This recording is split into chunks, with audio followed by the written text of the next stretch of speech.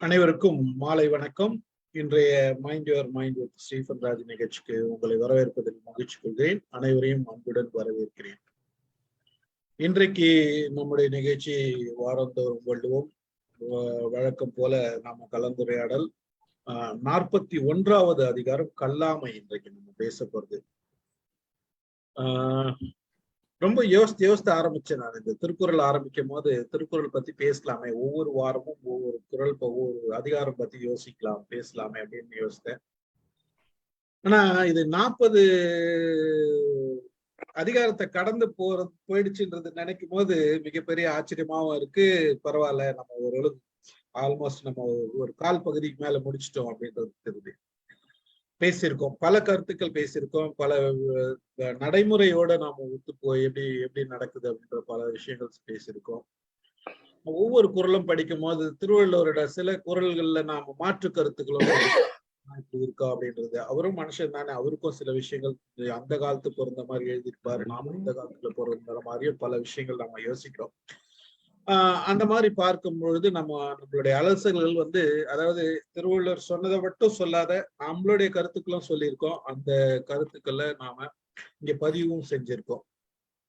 அது ஒரு வித்தியாசமான நம்மளோட நிகழ்ச்சியே ஒரு வித்தியாசமான நிகழ்ச்சியா தான் எப்போ இருக்கணும்னு நினைப்போம். அதே மாதிரிதான் இருக்குது. அதே நேரத்துல அவருடைய ஸ்டைல்ல இருந்து நாம பெரும்பாலும் மாறுறது இல்லை. அதை கொஞ்சம் அப்படியே உள்வாங்கி அதுல இருந்து இன்றைய நிலைமையில நாம எப்படி இருக்கோன்றதான் நாம நடைமுறைக்கு எடுத்துக்கிறோம். அந்த மாறுதல்கள் சின்ன சின்ன மாறுதல்கள் எப்படி இருக்குதுன்றது பார்ப்போம். அதே மாதிரி இன்னைக்கு நம்ம பார்க்கிற அதிகாரம் கல்லாமை பத்தி ஒரு முதல் குறள்லயே என்ன சொல்றாரு? முதல் குறளையே பாத்தீங்கன்னா கல்லாமையில ஒரு விளையாட்டை ஒப்பிடுறாரு. ஒரு கோடு போட்டு விளையாடுற ஒரு விளையாட்டு. அந்த விளையாட்டுல கோடே இல்லாத விளையாட்டுனா, அதாவது ஒரு வரைமுறைக்கு உட்பட்டு செய்யற விஷயங்களை அந்த வரைமுறையே இல்லாத செய்யும் போது எப்படி இருக்கும்? ஒரு சிஸ்டமேட்டிக் திங்ஸ்ல நம்ம ஒர்க் பண்றோம். அந்த சிஸ்டமேட்டிக் திங்ஸ் இல்லாத, அந்த சிஸ்டமே இல்லாத கண்ணாபின்னான்னு வேலை ஒர்க் பண்ணும் போது அது எப்படி இருக்கும்? அப்போ இதை யார் செய்வாங்க? ஒரு படிப்பறிவே இல்லாதவன் தான் இதை செய்வான். அந்த கல்வி அறிவுன்றது, பேசிக் நாலேஜ்ன்றது அந்த இல்லை அப்படின்றதான் செய்வான்றத சொல்லிதான் அது தொடங்குறாரு. அந்த மாதிரி விஷயங்கள் தான் நாம இன்னைக்கு பார்க்க போறோம். கல்லாமை என்ன சொல்றாரு பார்ப்போம். யாரு தொடர்ந்தது, யார் முதல் குறள் படிக்கிறது? சிவகுமார் சார் வந்திருக்காரா? சிவகுமார் சார் வரலை. ரமேஷ் படிக்க சொல்லாமா? படிங்க. அரங்கின்றி வட்டாடியற்றே நிரம்பிய நூலின்றி கோட்டிக் கொளல். அரங்கின்றி வட்டாடியற்றே நிரம்பிய நூலின்றி கோட்டிக் கொளல். ஃபர்ஸ்ட் குறள் கல்லாமையில. வாய்ஸ் கேட்கலமா? மாலதி வாய்ஸ் மொய்க்க. இந்த குறளோட மீனிங் என்னன்னா, மிகுந்த நூலறிவு இல்லாமல் அவையில் பேச விரும்புதல், சதுரங்க கட்டம் இல்லாமலே சூதாட்டம் ஆடுவது போன்றது. கேக்குது? நல்ல உவமைதான் இங்க ரொம்ப சிறப்பான உவமை. அரங்கு இல்லாம வட்டாட முடியுமா? அதாவது தாயக்கட்டம் இல்லாம அது தாயாட்டமா? அது மாதிரிதான். அதாவது அரங்கு ஒரு சூதாட்டம்னு இங்க சொல்றாரு. எதுக்கு அது உள்ள அந்த நெறிமுறைகள் இல்லைன்னு வச்சுக்கோங்க. அப்ப எப்படி யாரு ஜெயிச்சது யாரு தோத்ததுன்னு தெரியாதுல்ல. அங்க என்ன மிஞ்சம்? குழப்பம்தான் மிஞ்சம், வரமுறை இல்லாததுல. அது சூதாட்டமா இருந்தாலும் அதுக்கு ஒரு வரமுறை இருக்குல்ல, எதுவும் இல்லாட்டி.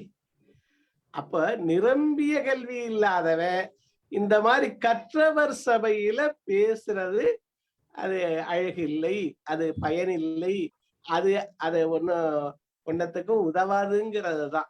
அது உதவாதது மட்டும் இல்ல, கீழே நச்சு மரம் எல்லாம் சொல்றாரு. அதுல நிறைய சொல்றாரு.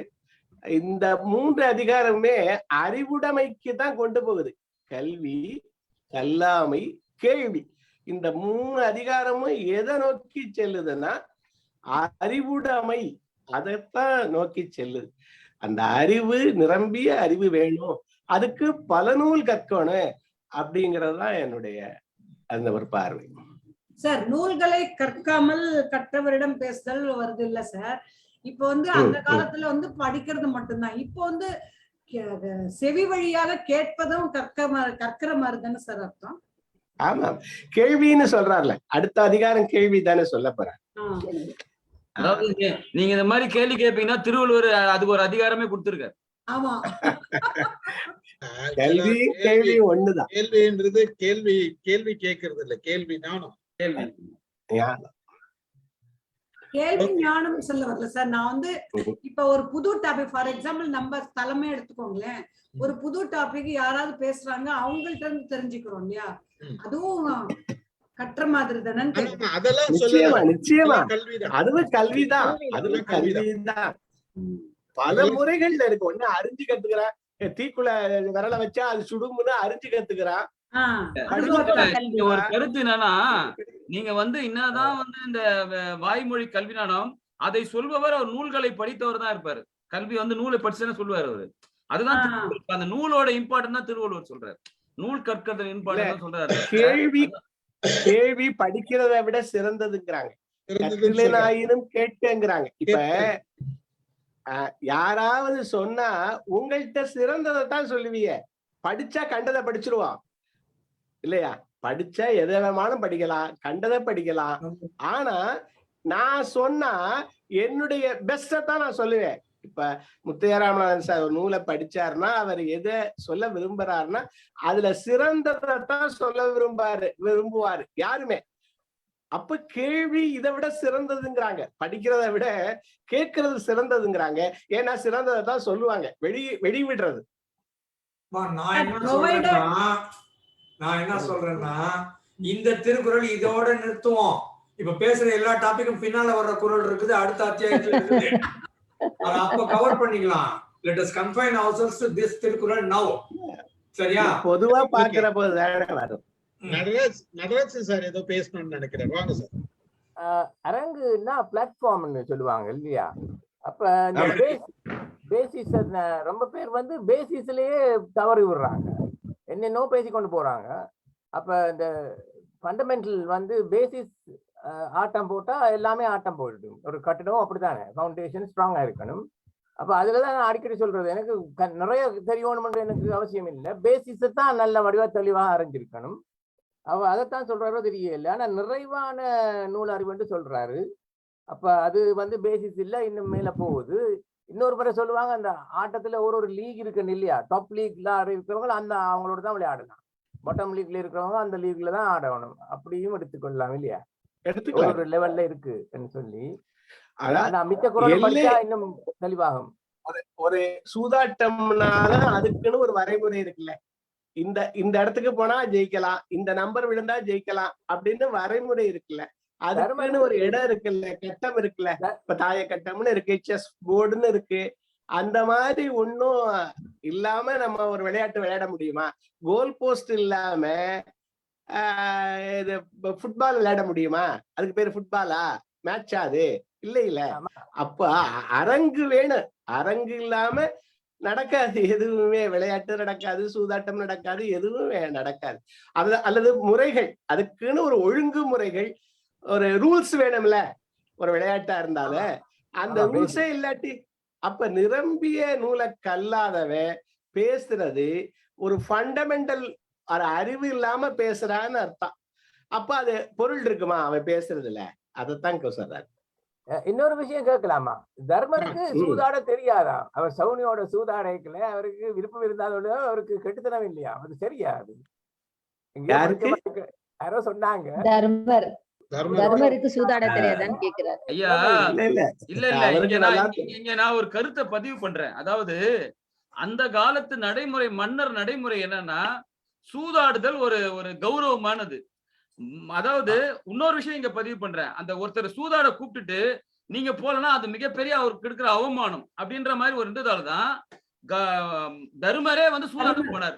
ஏன்னா அந்த காலத்து நடைமுறை ஒரு மன்னரா இருந்தவர் சூத ஆடணும். இப்ப எப்படி ஒரு பார்ட்டிக்கு போனா நான் சொல்ல விரும்பல, அது மாதிரி ஒரு கல்ச்சர் வந்துச்சோ, அது போல அந்த காலத்துல வந்து ஒரு மன்னர்னா சூதாட்டத்துக்கு கூப்பிட்டா போனோம். இல்லைன்னா நீ என்னப்பா சிரிப்பா, என்னப்பா சூதாட்டத்துக்கு. அதனாலதான் தர்மம் கடைபிடிக்கிற தர்மரே சூத விளையாடினார். அதனால அவருக்கு விளையாட தெரியலன்றது உண்மைதான் இருக்கலாம். ஏன்னா தர்மத்தை கடைபிடிக்கிற ஒரு சூது இல்ல விளையாட. இதுல இந்த சூதாட்டம்னு வர்றதுனால ஒரே ஒரு இதை சொல்ல விரும்புறேன். இது நளன் கதை அதுலயே சொல்லப்படுங்க. நளன் இதே மாதிரி சூதாடி அவனுடைய நாடு நகரம் எல்லாத்தையும் இழக்கிறான். மனைவியும் ஒரு ஆடையே 2 பேரும் உடுத்துற நிலைமை வருது. அதையே வெட்டி விட்டுட்டு போற கதை தான் அது.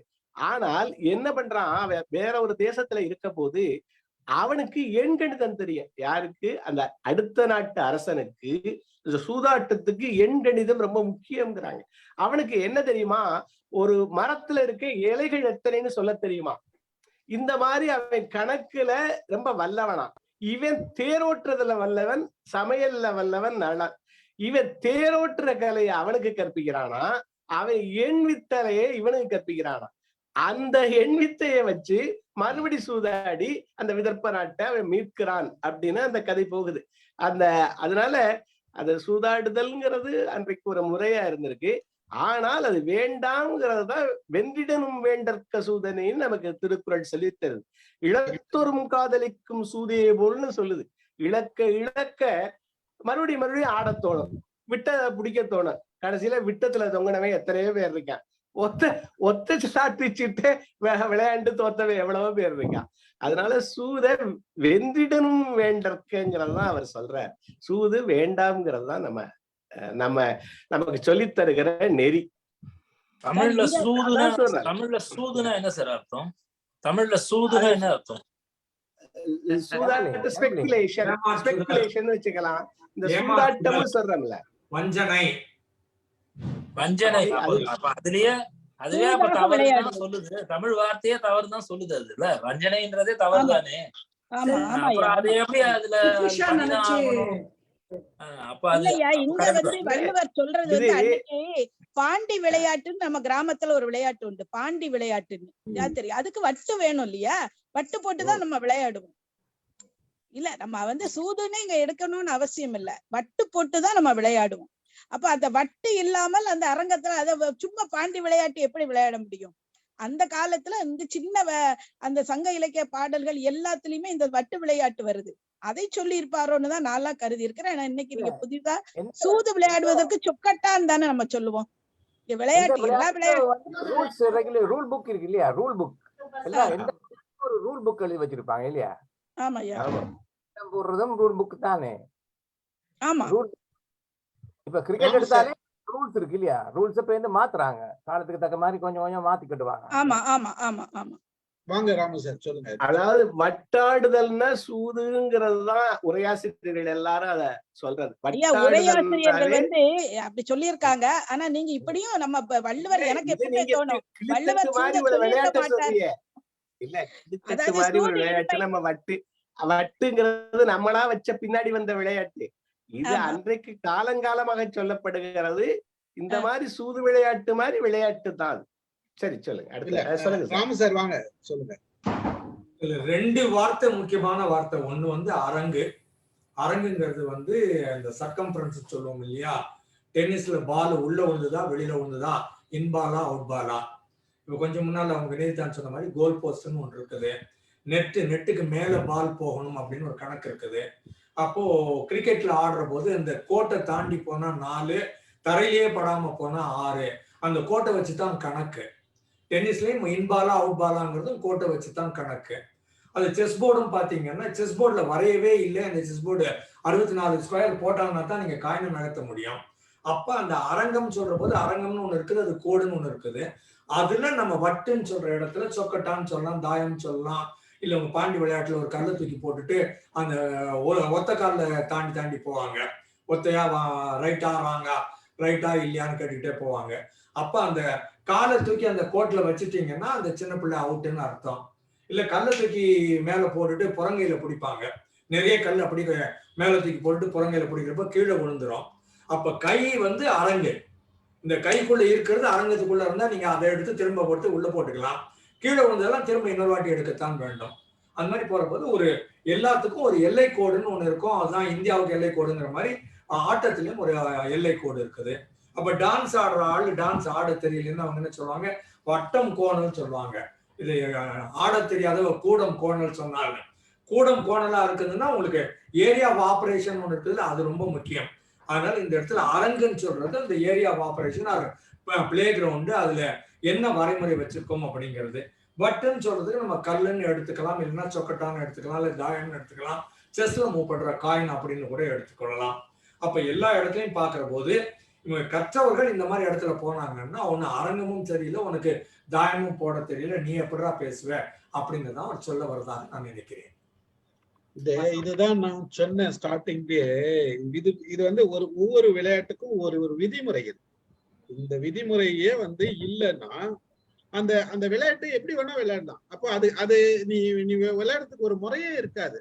அந்த சிஸ்டம் வேணும். அந்த சிஸ்டம் இருந்தா தான் அதுல ஒரு முறையான விளையாட்டு விளையாட மாதிரிதான் அந்த ஒரு கட்டுக்கோப்புகள் இருக்கும், எல்லாமே இருக்கும். அப்புறம் இல்லைன்னா அது முறையே இல்லாது விளையாட்டாவும் இருக்காது. அதுதான் உதாரணமா நல்ல ஊமையா எடுத்துக்கிட்டு இது எந்த விளையாட்டு வேணா எடுத்துக்கலாம். சார் சொன்ன மாதிரி எந்த விளையாட்டு வேணா எடுத்துக்கலாம். எந்த விளையாட்டு இருந்தாலும் ஒரு சிஸ்டம் வேணும், அந்த ஒரு விதிமுறை வேணும். அந்த விதிமுறைக்குள்ள விளையாடும் போதுதான் யாரு தோத்துவேன் யாரு ஜெயிச்சுவேன்றது இருக்கும். அந்த விதிமுறையே இல்லாத விளையாடுறது போலதான் கல்லாதவனோட விஷயம்ன்றதா ஒப்பிடுறாரு.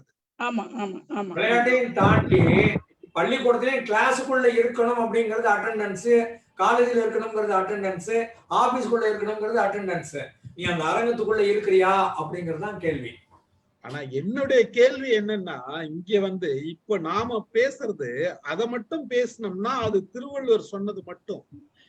இன்னைக்கு நிலைமையில கல்லாதவர்ன்றத நாம எப்படி பார்க்கிறோம், இதுதான் நம்ம பார்க்க வேண்டிய விஷயம். இங்க நம்ம சமுதாயத்துக்கு சொல்ல வேண்டிய விஷயமே இதுதான். நம்மளோட கல்லாதவன் அப்படின்ற கோணம் எப்படி இருக்கு, அவர் சொன்னதுல இருந்து நாம இன்றைக்கு மாறுதல்கள் எத்தனை மாறுதல் வந்திருக்கு. இந்த மாறுதல்ல நாம யார போய் நம்ம இவங்க படிக்கவே இல்லை அறிவே இல்லைன்னு யார சொல்றோம் அப்படின்றத நாம சொன்னாதான் இது மக்களுக்கு போய் சேரும். நிரம்பிய நூல்ங்கிறார். இந்த அவரு அதுக்கு ஒரு விளக்கம் நீங்க கேட்டதுக்கு கொடுக்கிறாரு. நூல் நிரம்பிய நூல். நிரம்பிய நூல்னா எதுக்கு நிரம்பியதுன்னா அறிவு நிரம்புவதற்கு காரணமான நூலா.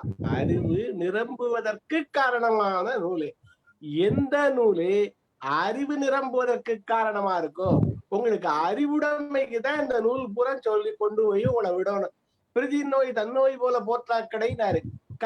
கற்றதனால் ஆகிய பயன் என்னங்கன்னு கேட்கிறார். அதாவது அந்த அந்த அடுத்த நோயை நம்ம நோய் மாதிரி கருதாட்டி நீ படிச்சதுனால என்ன பயன்னு கேட்கிறார். அந்த நூலை படிச்சதுனால அப்போ நமக்கு அந்த அறிவு வரணுங்கிறதான் அந்த நிரம்பிய நூல். அறிவு நிரம்புவதற்கு காரணமான நூலுங்கிறார். உங்களுக்கு எது அறிவை தந்தாலும் சரி அந்த அறிவு தர்றதெல்லாம் நூல் தான். இன்னைக்கு நீங்க கம்ப்யூட்டர்னு எடுத்துக்கிட்டீங்கனாலும் கூட அதுக்கு உள்ள நூல்கள் இருக்கு. அறிவு நிரம்பதற்கு காரணமான நூல்கள். அதை நிரம்பிய நூல் கற்கணும்னு நான் சொல்றேன்.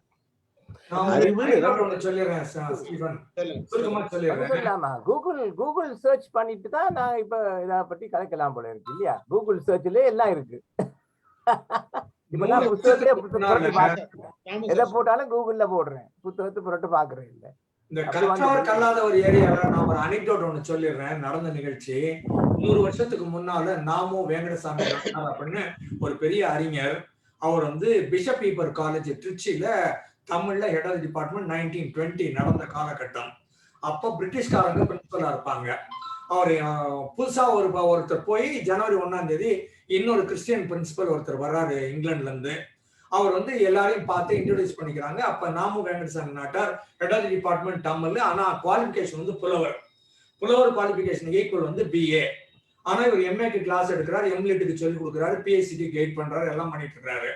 பட் பிரிட்டிஷ்காரர் ரூல் இஸ் ரூல்னு சொல்லிட்டு இதெல்லாம் புலவர் BA ஈக்குவலா இருந்தா பத்தாது அப்படின்னு கோவப்பட்டவர் சொல்றாரு. வர சொல்லிட்டு ஒரு 3 மாசம் டைம் தரேன், ஏப்ரல்ல எக்ஸாம் வருது, நீ MA தமிழ் 5 பேப்பரையும் எழுதி பாஸ் பண்ணிட்டோம்னா நீ கண்டினியூ பண்ணலாம், இல்லைன்னா you will be fired, dismissed அப்படின்னு அவர் சொல்ல வர்றாரு.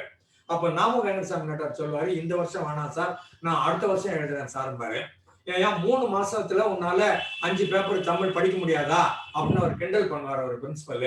அப்ப இவர் சொல்லுவாரு, இல்ல சார், இந்த சென்னைன்னு சொல்றது சென்னை யூனிவர்சிட்டி அந்த காலத்துல கர்நாடகா, ஆந்திரா, தெலுங்கானா, கேரளா, சென்னை உள்பட மொத்தம் தென்னகம் இருக்கு இல்லையா, தென்னிந்தியா, அது மொத்தமும் சென்னை யூனிவர்சிட்டி. அதுல இவர் சொல்லுவாரு, இந்த வருஷம் எம்ஏ தமிழ் எல்லா கொஸ்டின் பேப்பரும் நான் தான் சார் செட் பண்ணிருக்கிறேன், நானே எழுதுனா நல்லா இருக்காது சார்ன்னு சொல்லுவாரு. அப்பதான் அவர் எழுந்து நின்று சல்யூட் பண்ணிட்டு சொல்லுவாரு, நீ இந்தியாவுக்கே பெரிய ஆளு, நான் ஒரு சின்ன காலேஜ்ல ஒரு பிரின்சிபால் தெரியாம தப்பா சொல்லிட்டேன், மன்னிச்சுக்கன்னு கேட்பாரு. அப்போ புலவர் குவாலிபிகேஷன் இருந்தா போதுமா இல்ல எம்ஏ குவாலிபிகேஷன் வேணுமா அப்படின்னு கேட்டீங்கன்னா, இவரெல்லாம் அறிஞர்கள், ரொம்ப பெரிய ஆள்கள். ஏதோ ஒரு சின்ன ஊர்ல ஒரு தமிழ்நாட்டுல ஒரு திருச்சியில ஒரு காலேஜ்ல இவர் பிரின்சிபால். அவர் நாம வெங்கடசாமி நாட்டை தென்னிந்தியா மொத்தத்துக்கு சேர்த்து தமிழுக்கு அவர் 5 பேப்பரும் அவர் தான் செட் பண்ணாருன்னு சொல்லுவாங்க. அவர் லெமூரியா கண்டம் அப்படின்னுட்டு ஒரு புத்தகம் எழுதியிருக்காரு, அதெல்லாம் ஆய்வு கட்டுரை. அதே போல கண்ணதாசன் 8ஆம் வகுப்புல டிராப் அவுட் முடிக்கல, ஆனா கண்ணதாசன் பாடல்களில் ஆராய்ச்சி பண்ணி இது வரைக்கும் ஒரு 100 பேர் பிஹெச்டி வாங்கி இருக்கிறாங்க. அதனால கல்லாமை என்பது வேறு, இந்த படிப்பு அகாடமிக் குவாலிபிகேஷன் என்பது வேறு, கல்வி கற்றல் என்பது வேறு. அந்த டிஃபரன்ஸ் புரிஞ்சுட்டு நம்ம மத்தது பேசுவோம். இதுதான் கேட்டேன், இதுதான் நமக்கு பண்ண வேண்டிய, நம்ம பேச வேண்டிய விஷயமே இங்கதான் இருக்குது. ஆக்சுவலா கல்லாமைன்றது அந்த காலத்துல சொன்னதுக்கும் இந்த காலத்துல சொன்னதுக்கும், இந்த காலத்துல வந்து படிக்கலைன்னா கூட எத்தனை பேர் ஒரு இண்டஸ்ட்ரியை வச்சு ரன் பண்றாங்க. ஒண்ணுமே படிச்சிருப்பாங்க, பேசிக்கே கிடையாது. எனக்கு தெரிஞ்சு மிடில் ஈஸ்ட்ல நான் ஒர்க் பண்ணும் போது என் கூட ஒர்க் பண்ண ஒரு பையன் வந்து மூணாவது தான் படிச்சிருந்தான். 10 லாங்குவேஜ் பேசுவான். 10 லாங்குவேஜ், அவனுக்கு படிப்பறிவு பெருசா ஒண்ணும் கிடையாது, பட் இல்லாண்டு 10 லாங்குவேஜ் சரளமா பேசுவான். தப்பு தவறெல்லாம் பார்க்க மாட்டான், எவன் வந்தாலும் அவனோட மொழியில பேசுவான். நம்ம தமிழ் பையன். அப்ப அவன் எப்படி வளர்த்துக்கினான்? அப்ப அதுதான் அந்த வளர்ச்சி இருக்குது இல்லையா? அப்ப வந்து இன்னைக்கு கல்லாமை லிஸ்ட்ல இருக்கிறது வந்து படிச்சுட்டு கூட சில இடத்துல இது பண்ணணும் பண்ணக்கூடாதுன்னு இருக்கிறாங்க ஒரு சிலர், அவங்கள கூட சேர்த்துக்கலாம் இந்த லிஸ்ட்ல. கல்லாமையில படிச்சிருப்பாங்க, நல்லா படிச்சிருப்பாங்க, நல்லா இருப்பாங்க, எந்த இடத்துல எதை பேசணும் எதை பேசக்கூடாதுன்றது பலருக்கு இருக்குது. பல கூட்டங்கள்ல பல சொற்களை சொல்லி நோஸ் கட் வாங்கிட்டு வருவவங்களும் இருக்கிறாங்க. பல பொதுமக்கள்ல ராங் இன்ஃபர்மேஷன் கொடுக்கறவங்களும் இருக்காங்க. இன்னைக்கு பொது மேடையில பெரிய 1000 பேர் சேர்ந்து இருக்கிற இடத்துல ஒரு தவறான கருத்தை பதிய வைக்கிறமே என்ற ஒரு அறிவு கூட இல்லாத இருக்காங்க. அப்ப அவங்களெல்லாம் எந்த லிஸ்ட்ல சேர்க்கிறதுன்றதெல்லாம் இருக்குது. இப்போ அப்ப கல்லாமைன்னா இதுலயும் சேர்த்துக்க வேண்டியதா இருக்குது. பின்னாடி சொல்றாரு எல்லாத்தையும் திருக்குறள், அடுத்தடுத்து திருக்குறள்ல வருது. பலகற்றும் கல்லாதார்னார். அதாவது உலகத்தோடு ஒட்டவழுகள் பலகற்றும் கல்லாதார்னாரு. கல்லாமைங்கிறது வேற, நம்ம பட்ட வாங்குறதுங்கிறது வேற, பிஹெச்டி வாங்குறது மத்ததெல்லாம் வேற. கண்ணதாசன் 8வது வரைக்கும் படிச்சாலும் அதுக்கப்புறம் நிறைய படிச்சிருக்காரு. அவருக்கு போட்டோகிராபிக் மெமரி. அவர்கிட்ட ஒரு தவணை யாராவது சொல்லிட்டா அதை அப்படியே வச்சு அவரால் ரீப்ரொடியூஸ் பண்ண முடியும். இப்ப குன்றக்குடி அடிகளார்னு எங்களுக்கு பக்கத்துல இருந்தாங்க, பெரியவர். அவரு SLCக்கு மேல படிக்கல, எத்தனையோ டாக்டரேட்டுக்கு அவர் ஈக்குவல் அவர்.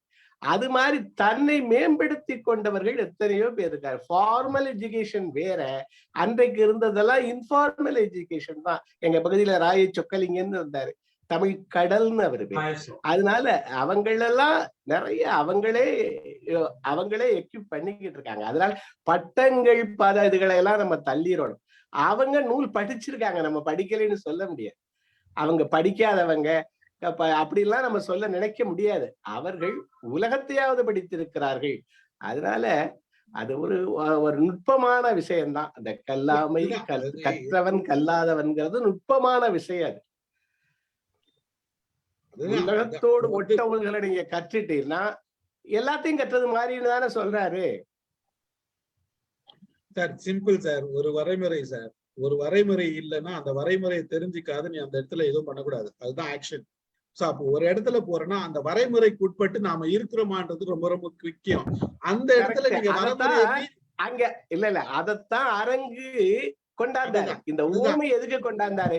நீங்க இப்ப சொல்றதுக்குதான் வரன்முறை இல்லாததான் அவர் அரங்கின்றி வட்டாடுதல்னு சொல்றாரு.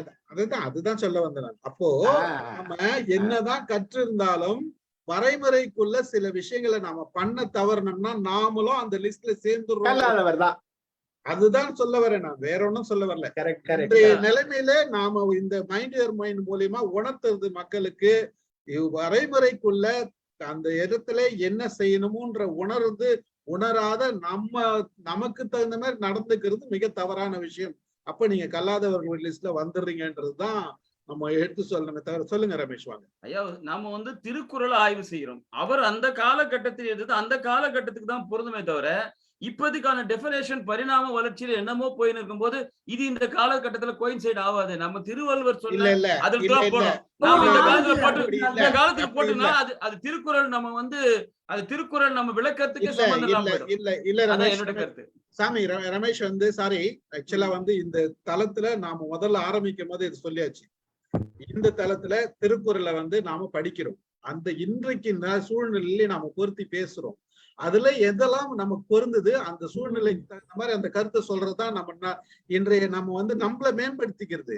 அவர் சொன்னாரு, அந்த காலத்துல சொன்னாரு, இந்த காலத்துல அது பொருந்தாதுன்னு சொல்லிட்டு போறதுக்கு நாம தேவையில்லை. அதுக்கு 1000 பேர் இருக்காங்க. பொருந்தாதுன்னு சொல்ல வரலையா? நாம திருக்குறள் ஆய்வு திருக்குறள் என்ன சொன்னதுதான் சொல்ல தர. நம்ம இந்த காலத்துக்கு பொருந்தனா ஆய்வு இல்லை, மன்னிக்கிறேன். திருக்குறள் ஆய்வுல திருக்குறளை பற்றி கலந்துரையாடல் தான். அப்ப நம்மளோட இந்த நிலைமையில மைண்ட் யுவர் மைண்ட்ல கலந்துரையாடல்ன்றது நம்ம இன்னைக்கு நிலைமையில எப்படி இருக்குன்றத நம்ம பேசுறது தான். நமக்கு மற்றவங்க எல்லாம் சொல்றதை விட நாம வேற மாதிரி சொன்ன மாதிரி இருக்கும். அதனாலதான் இதெல்லாம் பேசுறோம். வினயத்தான் இருக்கிற இடத்துல நான் இந்த கமெண்ட் சொல்லக்கூடாது. எங்க காரைக்குடியில ஆட்சிமார்கள் சொல்லுவாங்க, அப்பத்தா ஆயான்னு சொல்லுவாங்க, பாட்டிமார்கள் சொல்லுவாங்க. எழுத படிக்க தெரியாது.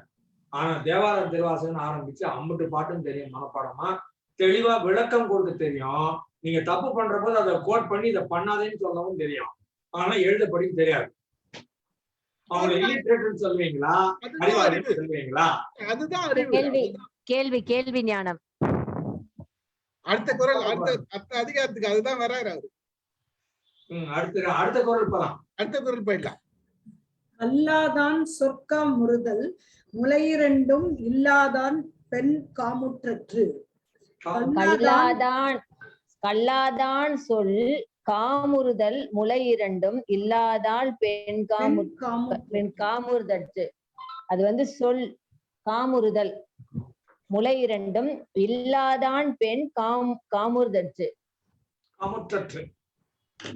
கல்வி அறிவில்லாதவன் கற்றவன் போல் சொல்ல விரும்புவது மார்பகம் இல்லாதவள் இன்புற விரும்புவது போன்றதாம்.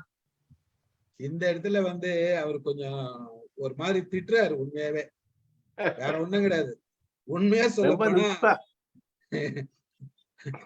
அதாவது ரொம்ப நுட்பமான ஒரு சொல்லி இதுக்கு மேல உங்களுக்கு உதாரணம் கொடுக்க முடியாது அப்படின்னு சொல்றாரு.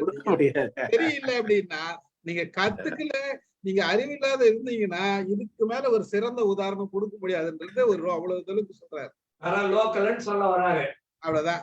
இத வந்து இதுக்கு மேல பேசுறதும் வந்து நமக்கு நம்ம வரைமுறை அப்படி இல்ல. 2-3 விதமா பல விதமா கோட் பண்றாங்க. ஆமா, நான் அந்த டிஃபரன்ஸ் நான் பார்த்ததுல சொல்றேன் கேளுங்க.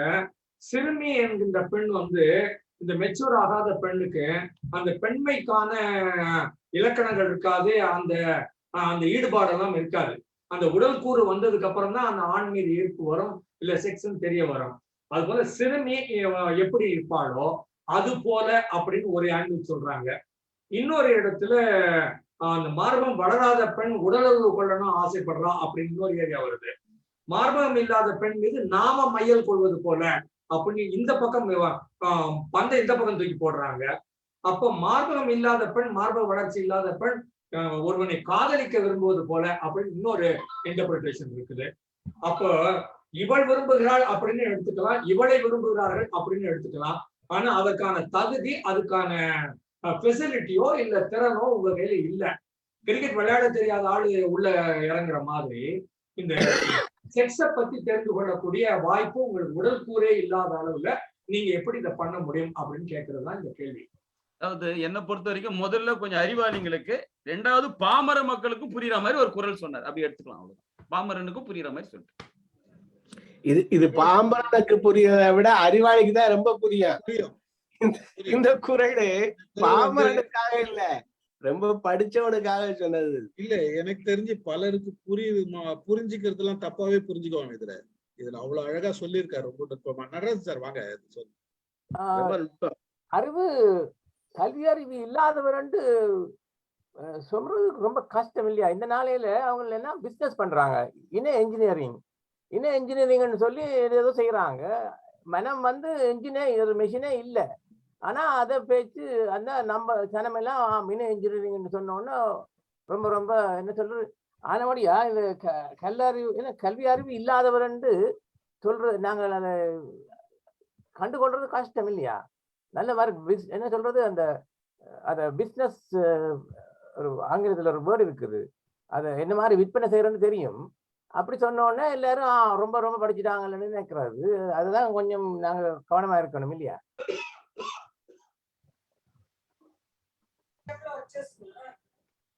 புரியுது இல்ல வேற ஒண்ணும் இல்ல, நமக்கு முழுவதும் அத ஓரளவு அதை தெரிஞ்சா அதை பேசுவோம், இல்லாட்டி பேசாம இருப்பா அப்படின்னு சொல்லி தர்றாரு. அதாவது ஒரு சபையில உனக்கு அதுல தெரிஞ்சா சொல்லு, தெரியாட்டி சும்மா இரு. அதான் அவர் சொல்றாரு. இது அடுத்த குறள் சார், இது அடுத்த குறளுக்கான இதே குறள் தான். பாருங்க, இதே குறள் தானே. கல்லாதான் சொல் காமுறுதல். நான் சொல்ல விரும்புறேன், எனக்கு தெரியாததை நான் சொல்ல முடியுமா? தெரியாத நான் சொல்ல விரும்புனா இப்ப ஒண்ணு பெண்ணலம் இல்லாதவள் பெண்மையை தூக்க விரும்பியது போலன்னு சொல்றாரு. அப்ப எனக்கு தெரிஞ்சா நான் பேசணும், இல்லாட்டி நான் சும்மா இருக்கணும் அப்படிங்கறதுதான், வேற ஒண்ணும் இல்ல. ரொம்ப கிளியரா தெளிவா சொல்றேன்.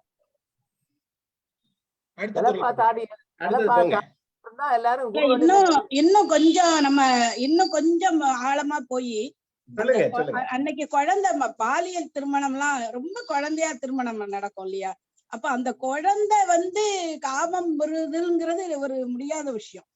அதை கூட சொல்லியிருப்பாரோ அப்படின்னு சொன்னாரு. ஆமா, அதுதான் அந்த சிறு பெண் தான் அது. அததான் அவரு மீன் பண்றாரு. நான் இந்த இடத்துல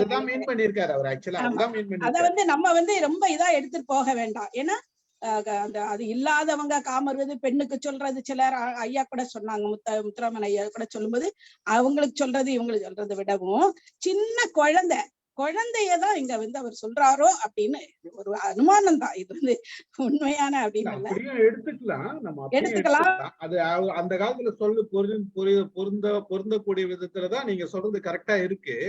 அதே நேரத்துல இன்னொரு நுட்பத்தையும் இங்க நம்ம உணரலாம். இது ரொம்ப ஒரு நுட்பமான உதாரணம். ஒரு பெண்ணுக்கு இந்த மாதிரி விஷயத்துல ஒரு விஷயம் இல்லை அப்படின்ற பட்சத்துல அது எந்த அளவுக்கு பாதிக்குமோ அந்த அளவுக்கு உன்னை பாதிக்கிறதுலாம் நீ கற்கலனா அப்படின்றது எடுத்துக்கலாம். ஆமா, இதுவும் ஒரு சரியான இதுவும் ஒரு சரியான சிறுமின்னு எடுத்துக்கவே முடியாது. எப்படின்னா சிறுமிக்கு அந்த காமுறுகிற எண்ணமே வராது. சரியா?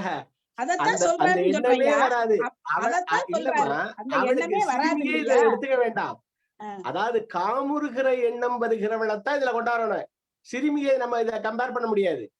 காமுறுகிற எண்ணம் யாருக்கு வரும்? அந்த உணர்வுகள் உள்ளவருக்கு வரும். அவளுக்கு அந்த உறுப்புகள் இல்ல, அவளால அந்த இன்பம் துய்க்க முடியாது அப்படிங்கறதான் அவர் சொல்றாரு. ஏன் பெண்ணுக்கானதா நீங்க எடுக்கிறீங்கிறேன். பெண்ணு ஏன் நினைக்கிற மாதிரி ஏன் நினைக்கிறீங்க? இதை ஒரு இல்லாதாள்னு வந்துருச்சுல. அவரு நீங்க நம்ம பெண்ணு ஆண் எல்லாம் எடுக்க வேண்டாம். அது ஒரு உதாரணம் தான் காமிக்கிறாரு. அந்த இடத்துல ஒரு பெண்ணை நம்ம எடுத்துக்க வேண்டிய அவசியமே இல்ல. ஒரு பெண்மையை நம்ம கொச்சப்படுத்துற மாதிரி எல்லாம் பேசுறதுன்றது இங்க ஒண்ணுமே கிடையாது ஆக்சுவலா. ஆனா அவர் இது ஒரு உதாரணம். அதாவது அந்த செயலை மட்டும்தான் நம்ம எடுத்துக்கணுமே தவிர மற்றபடி இது பெண் ஆணுன்றது நம்ம அதை எடுத்துக்க. இது ஒரு நுட்பமான உதாரணம், அதாவது நுட்பமான ஓமை. இது ஆலைவர்மன் சார் வாங்க சார். வணக்கம். இடையில வண்டியில வந்ததுனால நான் தொடர்ந்து வர முடியாத வச்சு அதெல்லாம் மன்னிக்கணும். அதான என்ன கூப்பிட்டு அப்புறம் நீங்க சொன்ன மேற்கோள் காட்டிய குரல்லாம் அது எனக்கு புரிஞ்சிட்ட மாதிரி இருந்தது. முன்னால நடந்த குரல்லாம் சபையில எப்படி நடந்துக்கணும், எப்படி வார்த்தை கையாளணும், ஐயோ நம்ம தப்பு பண்ணிட்டோமா. நானு இதுக்கு சரியான உதாரணங்கள் பல குறிப்பிட்டாலும் இது டெஸ்ட் பேபின்னு சொல்றாங்களா இன்னைக்கு, அப்படியும் அதுக்கு பொருள் ஆகலாம். அம்மா சொன்ன பொருள் ஆகலாம். பால் இருந்தா சிறிய வயசு பாலியல்னு சொல்லலாம். இன்னொரு பொருள் என்ன காரணம்னா, ஒரு பெண் தாய்மை அடையலாம், ஆனா அந்த சங்கதியை வளர்க்க முடியாது. அதனால அப்படிப்பட்டவங்க கிட்ட அந்த பொறுப்பு அவங்களால கொடுக்க கூடாதுன்றத வள்ளுவர் சொல்லி இருக்கலாம். அந்த பால் ஊட்டி அவங்களுக்கு வழக்கமாபடி அந்த தகுதியற்றவங்க கிட்ட வந்து அந்த தாய்மை பக்குவத்தை அவங்களாண்டு கொடுத்து அந்த சங்கதி இல்ல நீங்க சொல்ற கருத்து வந்து இதுக்கு ஒத்து வராது. நீங்க சொன்னது இப்போ முதல்ல ஒண்ணு சொன்னீங்க, என்ன சொன்னீங்க நீங்க, அதுவும் வந்து இது பொருந்துமான்றது டவுட் தான். அடுத்து போலாம். ஆமா, அடுத்து போயிடலாம் வாங்க. அடுத்த குறள் நீங்க சொல்ற கருத்துக்கள் வேற சிலதுக்கு பொருந்தும். எள்ளல் சரியா, அடுத்த குறள் சரியான எள்ளல், அருமையான குறள். சொல்லுங்க. எள்ளல் தான்.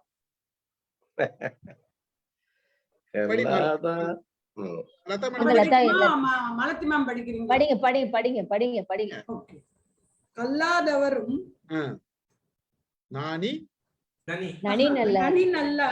கற்றார் முன் சொல்லாதிருக்க பெறின். கல்லாதவரும் நனி நல்லர் கற்றார் முன் சொல்லாதிருக்க பெறின். கல்வி அறிவில்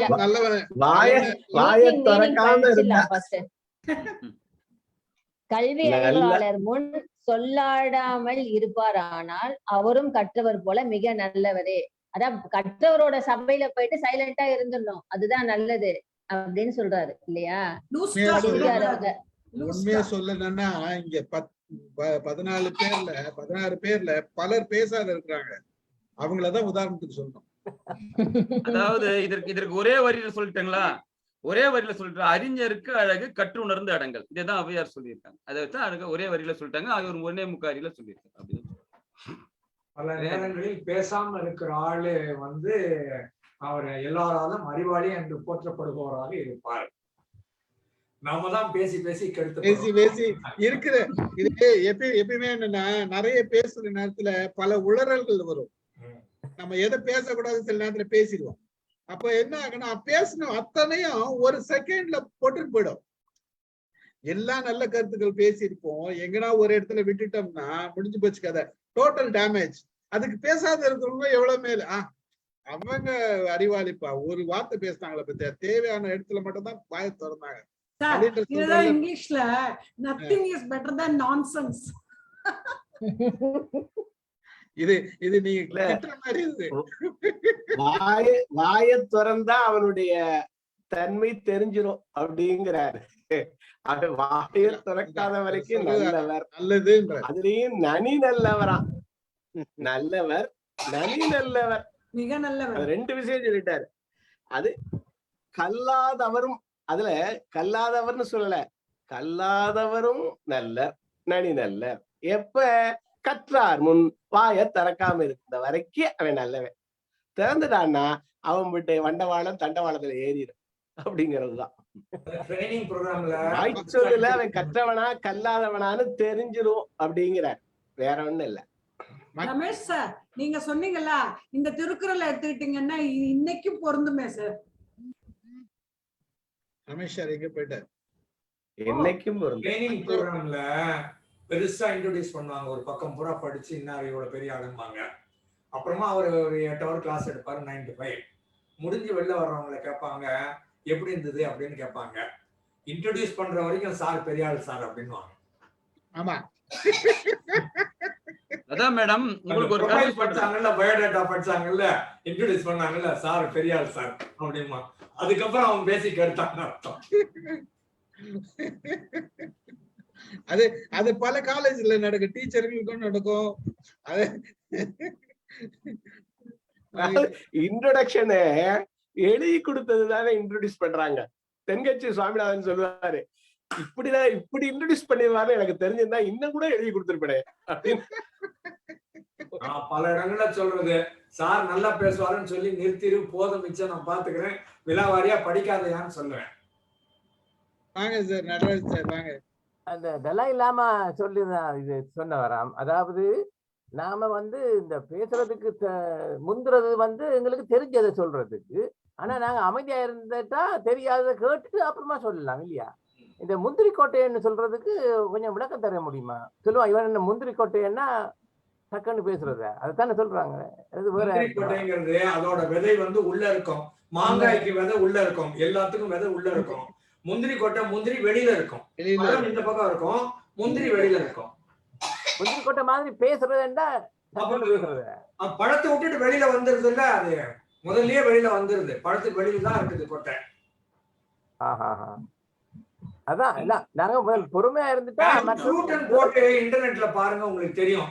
மத்த எல்லா விதைகளும் பழத்துக்குள்ள இருக்கும், முந்திரி கேஷ்யூ விதை மட்டும் பழத்துக்கு வெளியில இருக்கும்.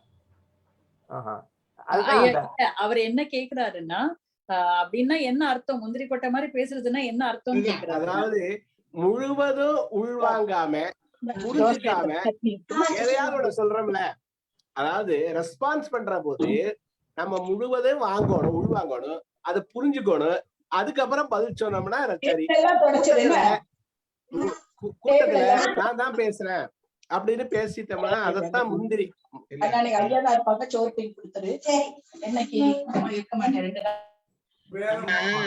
அதாவது இங்க நதா மேடம் கேட்டாங்க என்கிட்ட, அதாவது திருக்குறள் இந்த காலகட்டத்துக்கு பொருந்துதுன்னு. அவர் இந்த காலகட்டத்துக்கு இல்ல, எந்த காலகட்டத்துக்கும் பொருந்துற மாதிரி குறள் எழுதணும்னு தான் அவர் திருக்குறள் சொல்றாங்க. அதுக்கு ஒரு சின்ன உதாரணம் சொல்றேன் உங்களுக்கு. ஏற்கனவே நான் இங்க சொன்னதுதான். எம்ஜிஆர் அவர்கள் முதலமைச்சரா இருக்க சொல்ல ரஷ்யால இருந்து வந்த விண்வெளி வீரர்கள் வந்தாங்க. அவங்களுக்கு ஒரு பாராட்டு விழா நடத்தினாரு. பாராட்டு விழா நடத்தும் போது திடீர்னு அவருக்கு ஒரு ஐடியா தோணுச்சு. அப்போ அவங்க தமிழ் வளர்ச்சி தர இவரை கூப்பிட்டு, குரு அபய் நடராஜனை கூப்பிட்டு, நாங்க ஒரு பிரசன்டேஷன் கொடுக்க போறேன், அந்த விண்வெளி வீரர்களுக்கு பொருந்துற மாதிரி ஒரு குறள் இருந்தா போடுங்களேன், நான் உங்களுக்கு ஒரு டைம் தரேன்னாராம். அவர் ஒரு செகண்ட்லயே சொன்னாராம் அந்த விதத்தை. ஐயத்தின் நீங்கி தெளிந்தாருக்கு வையத்துள் வானம் நனிய துடைத்துனாராம். இதுக்கு விளக்கம் கொடுங்கன்னாராம். அதனால ஐயம் என்ன டவுட் இல்லாம கற்றவங்களுக்கு ஐயத்தின் நீங்கி தெளிந்தாருக்கு இந்த வானத்தை விட இந்த வையத்தோட பூமியோட வானம் பக்கம்னாராம். அது பரவாயில்லையே. ஆனா வள்ளுவர் அதுக்காக எழுதல, அவர் வீடு பேருக்காக எழுதினார். அதாவது வாழ வேண்டிய நெறிமுறைப்படி வாழ்ந்தவனுக்கு இந்த பூமியோட வானுலகம் பக்கம், அதாவது வள்ளுவருடைய வாய்மொழி. இது நீங்க அடுத்த காலகட்டத்துக்கு போனாலும் அவனுக்கு ஏற்ற மாதிரி பொருந்தும். நான் அதுக்காக சொல்லல. நான் சொல்ல வந்த கருத்து என்னன்னா, நாம் திருவள்ளுவருடைய திருக்குறளை சொல்லும் போது இந்த அதை பற்றி தானே பேசணும். நாம ஏன் அதை விட்டு பவுண்டரி விட்டு வெளியே போக கூடாது, சிக்ஸர் அடிக்கூடாதுன்னு கேட்டேன். நான் வேற எதுவும் கிடையாது. நான் கேட்டது அவர் கொடுத்த பதில் நான் ஏத்துக்கினேன். எனக்கு தெரியாது, நான் வந்து நடுவுல தான் வந்தேன். இல்ல நான் சொல்லி அப்புறம் பேசுறேன் சார். இருங்க சார், நான் பேசுறேன் அப்புறம். நான் என்னன்னா, இந்த திருக்குறள் ஆரம்பிக்கும் நடுவுல தான் வந்தேன். இதுக்கான விளக்கம் அவர் கொடுத்தாரு, நான் ஒத்துக்கினேன். நான் என்ன சொன்னேன்னா, திருக்குறளை மட்டுமே படிக்கணும் என்று நினைத்ததுக்காக ஒதுக்கப்பட்டது இல்ல. அப்புறம் அவர் விளக்கம் கொடுத்தாரு, நான் புரிஞ்சுக்கினேன். அதனால திருக்குறள் வந்து நீங்க சொன்ன மாதிரி இப்ப இல்ல, எப்ப இல்ல, எதுக்கு வேணாலும் போடலாம் திருக்குறள். அதுதான் திருக்குறளோட ஸ்பெஷாலிட்டி. அதுதான் இந்த விளக்கம். இல்ல அதான் நான் இப்ப சொல்றேன். இப்ப ஒரு சிக்ஸர் மாதிரி ஒண்ணு அடிச்சு இல்ல, நம்ம இப்ப கல்லாதான் இதை பத்தி பேசிக்கிட்டு இருக்கோம், கல்லாமையை பத்தி பேசிக்கிட்டு இருக்கோம். அப்ப நீங்க எம்ஜிஆர் வந்து சொன்னது அங்க எது அந்த இதெல்லாம் ஒப்பிட்டீங்கல்ல, எதுக்கு அதை பொருந்தும்னு சொல்றீங்கல்ல, அது மாதிரிதான். சரியா? அத பத்தி ஒண்ணு இல்ல.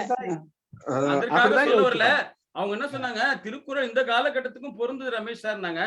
அதுக்கான விளக்கம் தான் கொடுத்தா. திருக்குறள் எந்த காலகட்டத்துக்கும், இப்ப நீங்க அடுத்த நூற்றாண்டே நம்ம வினைத்தித்தான் ஐயர் சாரு 100 வருஷம் பொறுத்து திரு வினைத்தித்தான் பிறக்கும் போது அப்ப இந்த குறளுக்கான விளக்கம் வேற மாதிரி சொல்லப்படலாம்.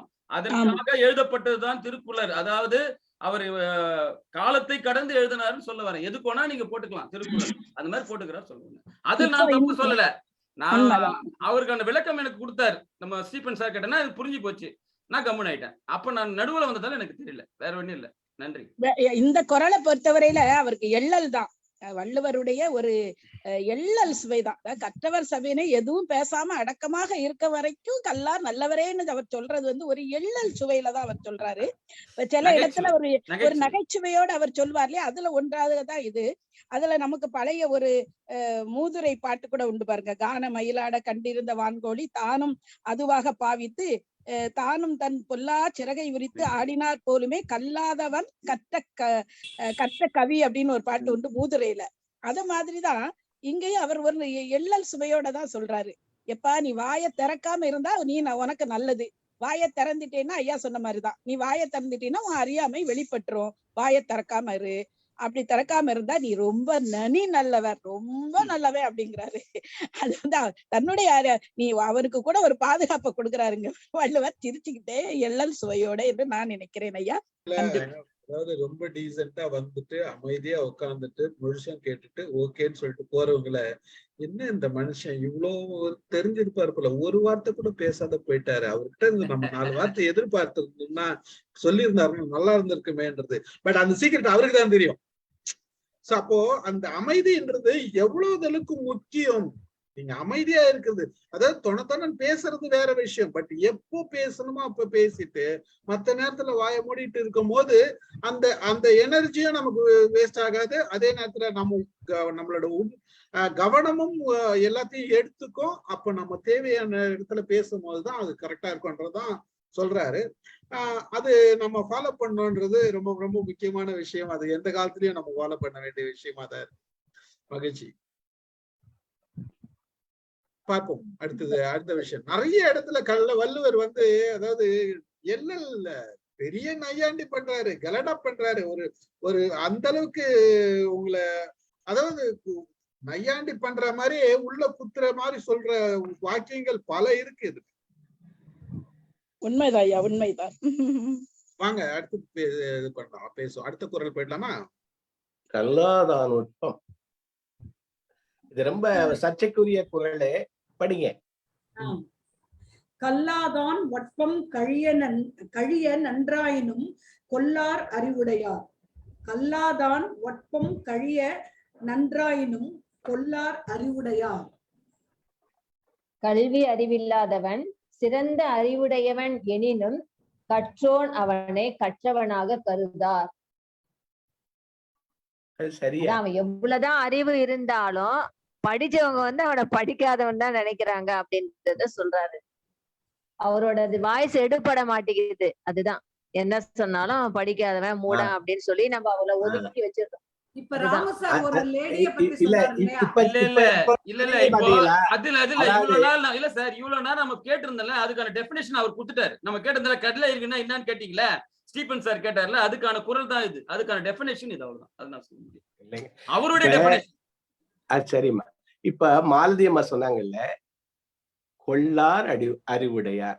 இது அது கொள்ளோனவன். கல்லாதான் நுட்பம் கழிய நன்றாயினும் அவன் நல்லா சொல்றான், இருந்தாலும் அறிவுடையவர்கள் அவர்களை ஏற்றுக்கொள்ள மாட்டார்கள்.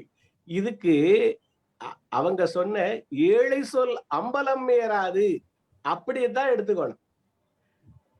அதத்தான் எடுத்துக்கணுமே வெளியே அவன் சொல்றது நல்லா இருந்தா எடுத்துக்கதானே வேணும். இல்லையா, அது எப்படி அப்படி சொல்லுவீங்க? ஏழையாக இருந்தாலும் சொல்லக்கூடிய சொல்ல நல்லா சொன்னா அதை சொல்லல, அது அழகா சொல்றாரு பாருங்க. கல்வி அறிவில் பண்படாதவர்கள், அதைத்தான் இங்க நம்ம எடுக்கணும். கல்வி அறிவில் பண்படாதவன், கல்வி அறிவு அவனுக்கு பண்படாத தன்மையிலே அவன் பேசக்கூடிய அறிவை உடையவனாக இருந்தால் அவனை கட்டாயமாக ஏற்றுக்கொள்ள மாட்டார்கள். அப்படின்னா கல்லாதான் ஒட்பம் கழிய நன்றாயினும் அப்படின்னா என்ன பொருள்? அவன் சொல்றது அறிவான விஷயத்தான் சொல்றேன், இருந்தாலும் இல்லாத அறிவு பண்புக்கு தான் எங்க வந்தாலும் அறத்தை சொல்வார் இல்லையா வள்ளுவர். எங்க இருந்தாலும் அறத்தை இங்க அறத்தை அறமெல்லாம் வரலையே. நான் என்ன சொல்றேன், கல்லாதான் உன்னை சொன்னேன், கரெக்டாவே சொன்னேன், இருந்தாலும் கற்றவர்கள் ஏற்றுக்கொள்ள மாட்டார்கள் அப்படிங்கறதா குறளுக்கு சரியான நேரடி பொருள். இல்ல சார், அப்படி இல்லாம வேற சொல்லுங்க. வினைதித்தான் சொல்றதோட நான் வடிவத்தி சொல்லணும்னு நினைக்கிறேன். சொல்லுங்க. நார்மலா நம்ம என்ன நினைக்கிறோம், வெளியில என்னோட எக்ஸாம்பிள் சொல்றேன். BA economics 3rd class Pachaiyappa's college Madras university. இதை வச்சுட்டு நான் ஒரு கம்பெனில ட்ரைனிங் ப்ரோக்ராம் பண்றேன் அப்படின்னு ஒரு அசிஸ்டன்ட் மேனேஜர் HR கிட்ட பேசுறேன். உன் குவாலிஃபிகேஷனுக்கு நான் எப்படி உனக்கு கொடுக்க முடியும்னு என்ன கேட்டார். MSc சைக்காலஜி அதுக்கப்புறம் படிச்சேன், அதுக்கப்புறம் 10 சர்டிஃபிகேட் வாங்கினேன். உலகத்துல ஒரு 20 சர்டிஃபிகேட் வச்சுக்கணும் உலகளாவிய அளவுல இன்னைக்கு. ஆனா அன்னைக்கு அவர் BA எக்கனாமிக்ஸ் 3rd கிளாஸ் வச்சு நான் அவனுக்கு எப்படி ட்ரைனிங் ப்ரோக்ராம் கொடுக்கறதுன்னு கேட்டாரு. அப்ப நீங்க கையில ஏதாவது ஒண்ணு காட்டுறதுக்கு ஒண்ணு வேணுங்கிறது தான் இது ஐடியா. வினீத் சொன்னதும் கரெக்ட். இது ஒரு இயல்பாக சொல்றாரு. படிச்சவங்கன்னு வச்சுக்கிறவங்க கொண்டா கூட அவங்க நீங்க காட்டுறதுக்கு ஏதாவது ஒண்ணு இருந்ததுன்னா, அது பேச்சாக இருக்கலாம், பாடலாக இருக்கலாம், அறிவாக இருக்கலாம். அந்த மாதிரி காட்டுறதுக்கு இல்லைன்னா அவங்க சில நேரங்கள் நல்லா பேசினா கூட அதை அவங்க ஏற்றுக்கொள்ள மாட்டாங்க. நீ டான்ஜிபிள் எவிடன்ஸ் காமின்னு கேட்பாங்க. புலவர் குவாலிஃபிகேஷன் 10லன்னு அவங்க சொல்லுவாங்க. உங்க கண்ணதாசன் கிட்ட 8ஆம் கிளாஸ் தானே படிச்சேன்னு கேட்பாங்க. அப்படின்னு சொல்றாங்க. அதுல இதை பாசிட்டிவா வினயத்தான் சொல்ற மாதிரி பார்க்கணும்னு நான் நினைக்கிறேன். ஆலைவர்மன் சார் வாங்க சொல்லுங்க சார். அதுக்கு பார்த்தோம்னா மகாபாரதத்துல கர்ணன் வந்து அந்த வில் இது அழைக்கிறதுக்கு போவாரு. நீ 1000 தர்மம் எல்லாம் ஏத்துக்க முடியாது, வெளிப்போ நீ அரச குடும்பம் அந்த கல்வியா நெறிமுறையான்றாங்க. அதே போல நீ உனக்கு இசையமைப்புல சொல்லுவாங்க, நல்லா அருமையா ஒரு கிராமத்துல இருக்கிறவங்க பாடிடுவாங்க. அந்த ஆசிரியர் கூப்பிடுவாரு, சொரம் என்ன, சுதி என்ன, சீர் என்ன, அமைப்பு என்ன, பாங்கு என்ன கேட்பாரு. அப்படி இல்லைன்னா போப்பாண்டுவாங்க. இது நடைமுறை வாழ்க்கையில படிக்காதவனை வந்து எந்த இடத்துலயும் அங்கீகரிப்பது இல்லை. அவருக்கு 1000 தெரிந்தாலும் அதுக்கு சான்றுன்னு ஒண்ணு தேவை. அவருக்கு அவரை முன்மொழிவதற்கு சான்று தேவை. அதை கற்றன்றது சான்று தான் இன்னைக்கு அரசு துறையிலையும் வேலையிலையும் அது 1000 திறமைகள் வாழ்ந்திருக்கிறோம். ஒரு நொடியில இந்த விஞ்ஞானத்தை வளைக்கக்கூடியவரா இருக்கணும். ஆனா உனக்கு சான்று என்ன, பேசிக் என்ன, அதை கேட்கறாங்க. அதுக்காக அதை ஓமைக்கு வச்சிருப்பாருன்னு நினைக்கிறேன். நடராசன் சார் வாங்க. இந்த ஏற்புடைமைன்னு சொல்லுவாங்களே, சமூகம் ஏற்கிற மாதிரி, சமூக ஏற்புடைமைக்கு நாங்க விளக்கமா விலகி சொன்னாலும் அதை தள்ளி விட்டுருவாங்க இல்லையா? அப்ப அது மேன்மக்கள் என்று சொல்றாங்க என்பது ஏற்புடைமை என்று சொன்னா, இந்த ஒரு ராயல் காலேஜ் என்று இருக்குது இல்லையா இங்கிலாந்து, அது மாதிரி ஒரு என்ன ஒரு ஆர்கனைசேஷன் அவங்களோட சர்டிபிகேட் தான் அது மதிப்பு இருக்குது. அது ஏற்புடைமை என்றுதான் வருது இல்லையா? இல்ல, கல்லாதவன் சொன்னது சரியா இருந்தா எல்லாரும் ஏத்துக்கத்தானே வேணும். அது சிறந்ததா இருந்தா எல்லாரும் ஏத்துக்கத்தானே வேணும்.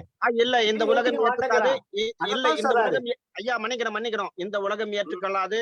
அது சான்றுரைக்கணும், மேற்கோள் காட்டணும், அதுக்கு விளக்கம் கொடுக்கணும், அதுக்கு ஆவணங்கள் நீ தயார் பண்ணணும். சாதாரணமா நீ வந்து மேம்போக்கா சொல்லிட்டா அதை நாங்க ஏத்துக்கிறதுக்கு இந்த நான் மட்டும் இல்லை, இந்த உலகமே, இந்த கல்வி அறிவின் தத்துவமே அப்படித்தான் இன்று வரையிலும் இயங்கி கொண்டு இருக்கிறது.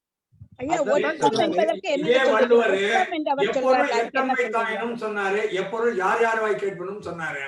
அப்ப இது டயமெட்ரிக்கலி ஆப்போசிட்டா வருது இல்ல? அந்த ஒட்பம் என்ற வார்த்தைக்கு அர்த்தம் சொல்லுங்களேன் எனக்கு. ஒட்பம் என்ற வார்த்தைக்கு ஒட்பம்னு சொல்றாரு இல்லையா, அதுக்கு என்ன சொல்றீங்க? நூல்களை கல்லாதவனது அறிவு மிக நன்றாக இருப்பினும் அதை அறிவுடைமையாக கற்றவர் ஏற்றுக்கொள்ள மாட்டார்னு சொல்றாரு. ஐயா ஒரு நிமிஷம் ஐயா அதாங்க ஐயா, இப்ப நான் கையில வச்சிருக்கிறது நாமக்கல் கவிஞரோட உரை திருக்குறளுக்கு. அதுல அவர் என்ன எழுதியிருக்காருன்னா, பிறர் சொல்லி தந்ததை மனப்பாடம் செய்து கொண்டு சொந்த கல்வி அறிவில்லாதவன் மிக நல்ல கருத்துக்களை பேசிவிட்டாலும் அறிவுடையவர்கள் அவனை கற்றவனாக ஏற்றுக்கொள்ள மாட்டார்கள் அப்படின்னு சொல்றாங்க. இப்ப இவங்க கேட்டாங்க இல்லையா, அந்த ஒட்பம் அப்படிங்கறதோட மீனிங் வந்து அந்த ஒப்பிக்கிறது அப்படிங்கிற மீனிங்லயும் இருக்கலாம்னு நினைக்கிறேங்க. ஏன்னா இவர் அப்படி சொல்லியிருக்காரு. போட்டு பாருங்க, ஒட்பம்னா திறமை, நுண்ணிய திறமை. அதுதான் சொல்றையா, நுண்ணிய திறமை தான் அது, அறிவின் பகுதி அப்படின்னு ஒரு விளக்கம். ஆனா இவர் இப்படிதான் எழுதியிருக்காருங்க நாமக்கல் கவிஞர்.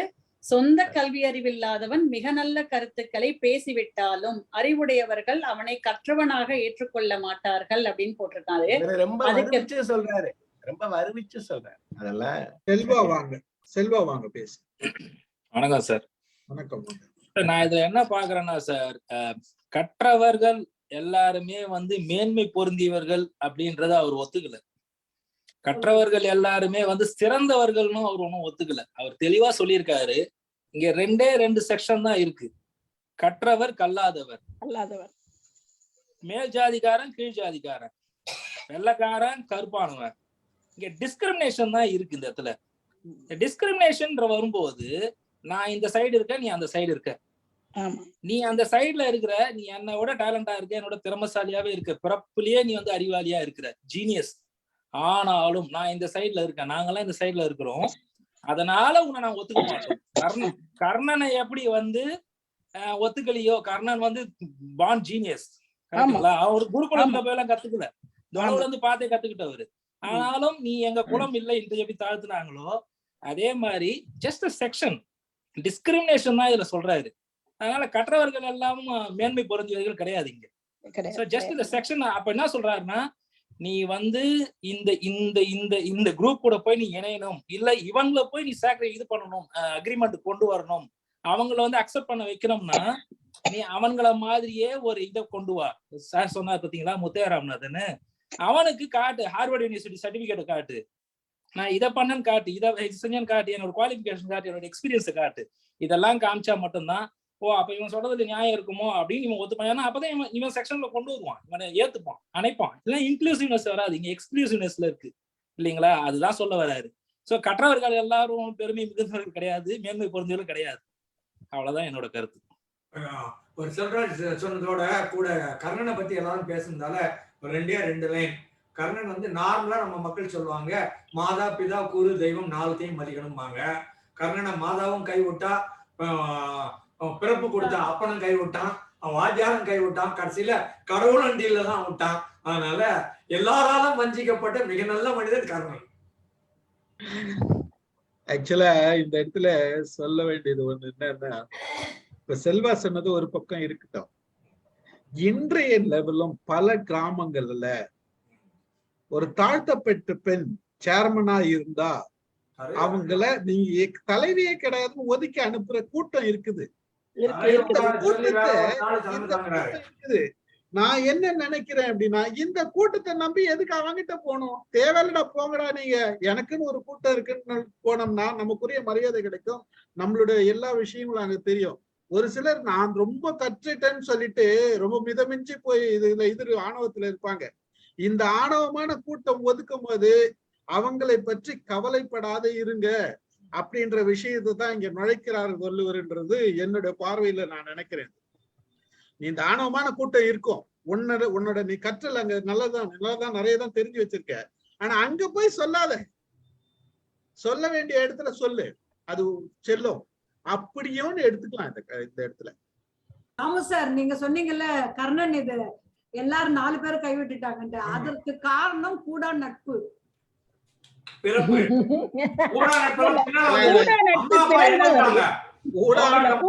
கிடையாது, கூடா நட்பு கை விட்டதுக்கெல்லாம் கூடா நட்பு கிடையாது, இதுல இன்னொரு விஷயம் சொல்றேங்க, கர்ணனை வந்து வள்ளல்னு சொல்றோம், அந்த நட்பு தான் பணம் கொடுத்தது எடுத்து கொடுக்கறதுக்கு. நீங்க சும்மா கூடா நட்புன்றீங்க, அவன் கொடுத்த பணத்தை தான் நிறைய பேர் எல்லாருக்கும் எடுத்து கர்ணன் கொடுத்திருக்காரு. அப்ப என்ன கூடா நட்புன்னு சொல்வீங்க நீங்க? துரியோதன அவனுக்கு கூடா நட்பு கிடையாது, அவர் அலோவ் பண்ணாரு, அவர் அவ்வளவு ஃப்ரீடம் கொடுத்தாரு. நாம அதாவது அப்படி நாம எடுத்துக்கிறோம். அவங்கள பொறுத்த வரைக்கும் நல்ல நட்பு, அவங்க 2 பேரை பொறுத்த வரைக்கும் அருமையான நட்பு. அது நட்பு தான். சிறந்த உதாரணம். ஒரு நம்ம கர்ணன் டாபிக் போயிட்டோம். எனக்கு கல்யாணி ஸ்ரீதர் மேடம் பார்த்ததுல இருந்து ஒண்ணு சொல்லணும்னு நினைச்சிட்டு இருக்கேன். பத்மா மேடமோட அம்மா மாதிரி இருக்காங்க இவங்க பாக்குறதுக்கு. யாருங்க பத்மா மேடம்? அம்மான்னு சொல்லாதீங்க, அக்கான்னு சொல்லுங்க, அல்லது தங்கைன்னு சொல்லுங்க. தங்கை மாதிரி இருக்காங்க. இல்ல பத்மா மேடமே எனக்கு யாருன்னு தெரியாது அவங்களுக்கு. அதனாலதான் நான் சொல்றேன், உங்களுக்கு தெரியாது. நம்ம டீம்ல வருவாங்க, நீங்க பாருங்க, ஒரு நாள் வருவாங்க பாருங்க, எப்பயுமே வருவாங்க தான் நம்ம டீம்ல இருக்கிறவங்க. யூடியூப்ல பாருங்க, பத்மான்னு போடுங்க, நான் அனுப்புறேன் அவங்களோட இது வருவாங்க. வாங்க வேதகனி வாங்க, எது சொல்ல வராங்க? வணக்கம் ஐயா. வணக்கம், வாங்க.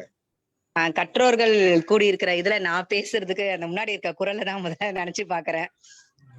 என்ன சொல்லியிருக்காங்க, இந்த கல்லாமையில நனி நல்லது பேசாம இருக்கிறது நல்லதுன்னு. ஆனாலும் எனக்கு ஒரு சின்ன ஐயப்பாடு என்னன்னா, கல்லாதவர்கள் சொல்றது சபையில ஏற்றுக்கொள்ள மாட்டார்கள் அப்படின்ற மாதிரி இருக்கு குரல். கல்லாதவர்கள் எவ்வளவு தெளிவாக பேசினாலும் அதை கற்றவர்கள் ஏற்றுக்கொள்ள மாட்டார்கள். இப்ப நம்ம நாட்டிலேயே பாத்தீங்கன்னா, இப்ப காமராஜர் அவர் பள்ளி கல்வியே படிக்காதவர் தான்.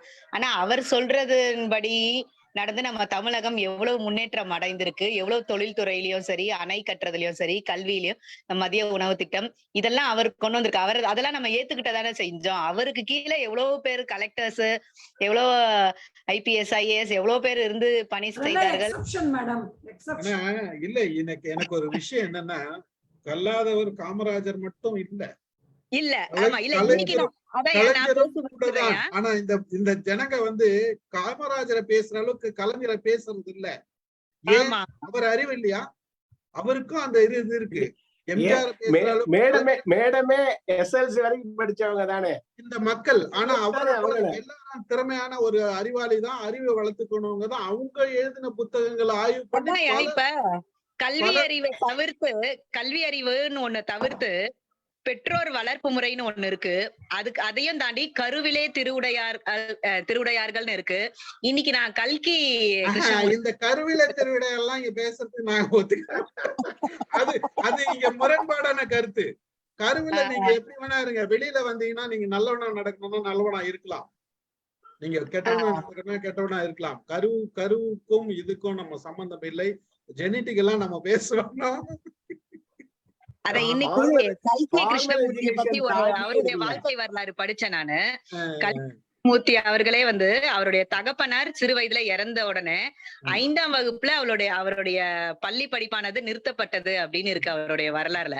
அதுக்கப்புறம் அவர் படிச்சாரா என்னன்னு தெரியல, உறவினர் தான் வளர்க்குறாங்க அப்படின்னு சொல்லி அந்த 5ஆம் வகுப்பு வரைக்கும் படித்தவர் இன்னைக்கு வரலாறு போற்ற அளவுக்கு இவ்வளவு பெரிய படைப்புகள்லாம் கொடுத்திருக்காரு.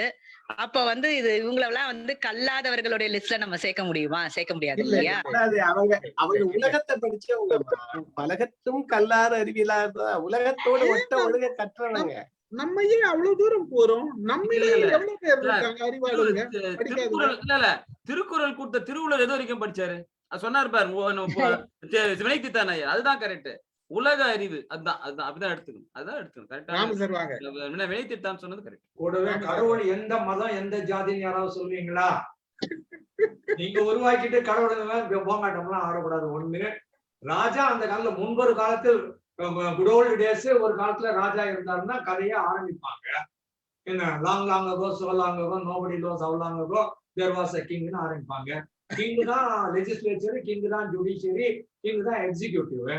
அப்ப இப்ப டெமோக்ரஸின்னு சொல்ற போது மக்களால் தேர்ந்தெடுக்கப்படுகிறவர் வர்ற போது இந்த பரம்பரையா வர்றது, ரத்தத்துல வர்றது, மூத்த புள்ள வர்றது, மூத்த ஆம்பளை புள்ள வர்றது, இந்த போங்காட்டம் எல்லாம் நாங்க இப்ப ஒத்துக்கிறது இல்லை. இந்த கல்வி அறிவு ரொம்ப பேருக்கு கல்வி அறிவோட ஈகோவும் வளர்ந்துருது இல்லையா? அதாவது எவ்வளவுதான் இந்த சாக்ரட்டிஸும் அப்படித்தான் சொன்னாராம், எவ்வளவு நான் அறிஞ்சிருக்கிறோனோ அவ்வளவு இன்னும் அறியாமலே இருக்குதுன்றதும் எங்களுக்கு மனதுல உறுத்திக்கிட்டு இருக்கணும். அதுக்காக நீங்க டவுட்ல இருக்கிறோன்னு எடுக்கிறது கூடாது, தெளிவு காண்டு கொண்டு இருக்கணும். நம்ம தெளிவுன்றதுதான் அந்த அறிவுக்கு அஸ்திவாரமா இருக்கணும். நீங்க சொன்னதுக்கு ஒரு டயலாக் தான் எனக்கு எப்பயுமே ஞாபகம் வரும் நினைவுல. திருவிளையாடல்ல சொல்வாரு சிவாஜி கணேசன், தட்சனுக்கு அறிவு அதிகம், அதை விட அவனுக்கு ஆணவம் அதிகம். இந்த டயலாக் உண்மையான டயலாக். ரொம்ப அறிவாளிகளுக்கு ஆணவம் அதிகமா இருக்கிறவங்க பல பேர் இருக்காங்க. அதனாலதான் பதவி வரும்போது பணிவு வர வேண்டும்ன்றது எழுதினார். ஆமா ஆமா, பதவி வரும் எழுது பணிவு வர வேண்டும் அப்படின்றது அந்த வார்த்தைக்கு தான் எழுதுந்து. அது கூடயும் நிறைய பேர் இருக்காங்க நல்ல பதவியில இருக்கு, ரொம்ப பணிவான இருக்கு. இன்னைக்கு வரைக்கும் ஏஆர் ரஹ்மானோட பாடி லாங்குவேஜ்ல எங்கன்னா திமிருத்தனம் தெரிஞ்சிருக்கா? எவ்வளவு பெரிய ஆளா வளர்ந்திருக்காரு. அவரோட உடம்புல அவரோட எமோஷன்ஸ் எங்கேயாச்சும் பார்த்திருக்குமா நம்ம? அந்த அளவுக்கு ஒரு தன்மையான மனுஷன். அப்ப எவ்வளவு பேர் இருக்காங்க நல்ல ஒரு உச்சத்துக்கு வந்தாலும் கூட தன்னுடைய உடம்புல ஒரு துளி கூட ஆணவம் தெரியக்கூடாதுன்ற அந்த எண்ணம் உள்ள இருக்கு. அதை பத்தி சிந்திக்கிறது கூட கிடையாது. அவங்க பலர் இருக்காங்க. அது அப்படியே இருக்காங்க மக்கள். ஆமா, அடுத்த குறளுக்கு போலாமா? அடுத்த குறள் போயிடலாம். ஒருவன் தகைமை தலை பெய்து சொல்லாடச் சோர்வுபடும். கல்லா ஒருவன் தகைமை தலை பெய்து சொல்லாடச் சோர்வுபடும். கல்லாத ஒருவனின் அறிவு இல்லாமை அவன் உரையாட தொடங்கிய அளவில் புலப்பட்டு விடும். கல்லாத ஒருவனின் அறிவு இல்லாமை அவன் உரையாட தொடங்கிய அளவில் புலப்பட்டு விடும். அது இங்க நிறைய நடக்குது. படிச்ச மாதிரி காமிச்சுக்கிறது தானே, ஒண்ணுமே தெரியலனால நான் படிச்ச மாதிரி காமிக்கிறது தான். ஒரு அனிமல் அப்படின்னு சொல்லிட்டு போய் குரங்க இது ஓனான சொல்றது அது மாதிரிதான். பெரிய மேதையாக ஐயா முதல்ல சொன்ன மாதிரி தான் தகைமை தகைமைங்கிற வார்த்தைக்கு என்ன சொல்றாரு? கல்லாத ஒருவன் தன்னைத்தான் மதித்துக் கொள்ளும் மதிப்பு. அவன் தன்னையே மதிச்சுக்கிறான். அவன் யார்கிட்டாவது பேச போற போது அந்த மதிப்பு உடைஞ்சு போயிடும். காட்டி கொடுத்துரும். ஒருத்தர் தன்னைத்தானே மதிந்து எனக்கு எல்லாம் தெரியும்னு நினைச்சுக்கிட்டு இருக்கவன் அடுத்தவங்கள்ட்ட உங்க மாதிரி சிறந்தவர்கள்ட்ட போய் பேச போற போது நான் எவ்வளவு குறைபாடு உள்ளவன் அப்படின்னு தெரிஞ்சிடும்.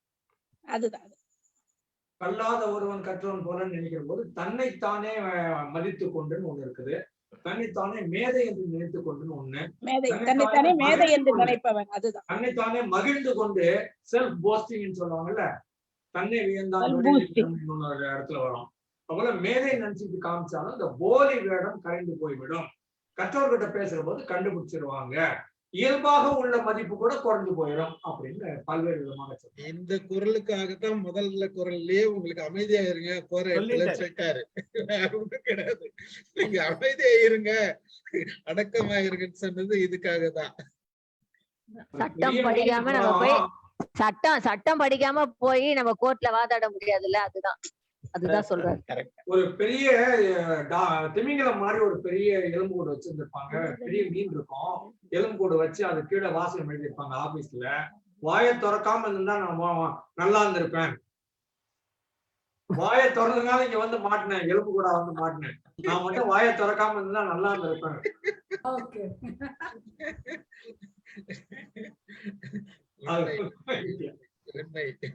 பார்ப்போம் இன்னைக்கு எத்தனை திமிங்கல நாமெல்லாம் இருக்கு, நுணலும் தன்வாயால் கெடும்.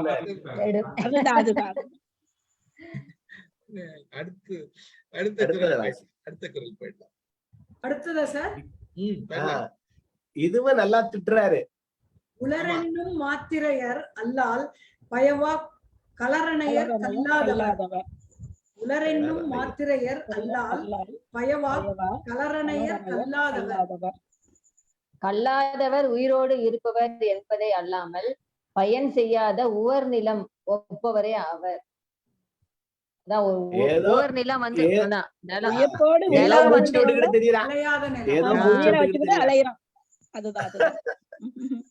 உயிரோடு உள்ளவர்கள் போல நடந்துகிட்டு இருக்கிறான், அவ்வளவுதான். நடைப்பணம்னு சொல்லுவாங்க. நிறைய பேர் நம்மளை சுத்தி இருக்கிறவங்க செத்துட்டாங்க, புதைக்கிறதுக்கு தான் இன்னும் வருஷம் ஆகுதுன்னு சொல்லுவாங்க. நம்மளை சுத்தி நிறைய பேர் இருக்கிறாங்க, ஏற்கனவே செத்துட்டாங்க, புதைக்கிறதுக்கு தான் நம்ம கொஞ்சம் நாள் எடுத்துக்கிறோம் சொல்லுவாங்க. அந்த மாதிரி பாக்குற போது அது விளைச்சல் இல்லாத நிலம் அப்படின்னு சொல்லலாம், விளைபொருள் தராத அப்படின்னு சொல்லலாம். அவரால ஒரு பயன் இல்லை அப்படின்னு பயனே இல்லாமல் அது ப்ரொடக்ஷனுக்கு உதவாது அப்படின்னு சொல்லுவாங்க இல்லையா, அது மாதிரி நான் ப்ரொடக்டிவ் நிலம் அப்படின்னு எடுத்துக்கொள்ளலாம். ஏதோ பிறந்துட்டான், உலகத்துல பிறந்துட்டான், உயிரோட இருக்கிறான், அவ்வளவுதான்.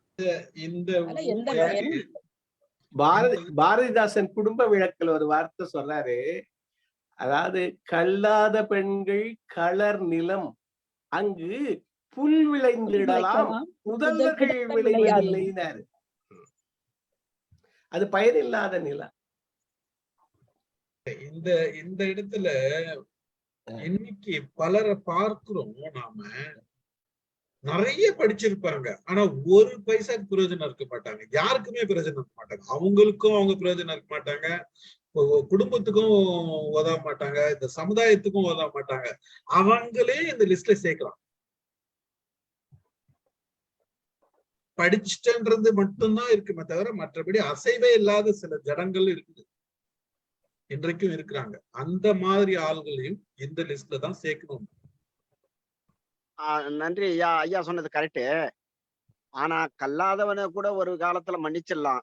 அந்த கற்றறிவு உள்ளவனாக இருந்து ஜடமா இருந்து கல்லா இருந்து மரமா இருந்தவங்களும் அவங்கள மன்னிப்பே கிடையாது.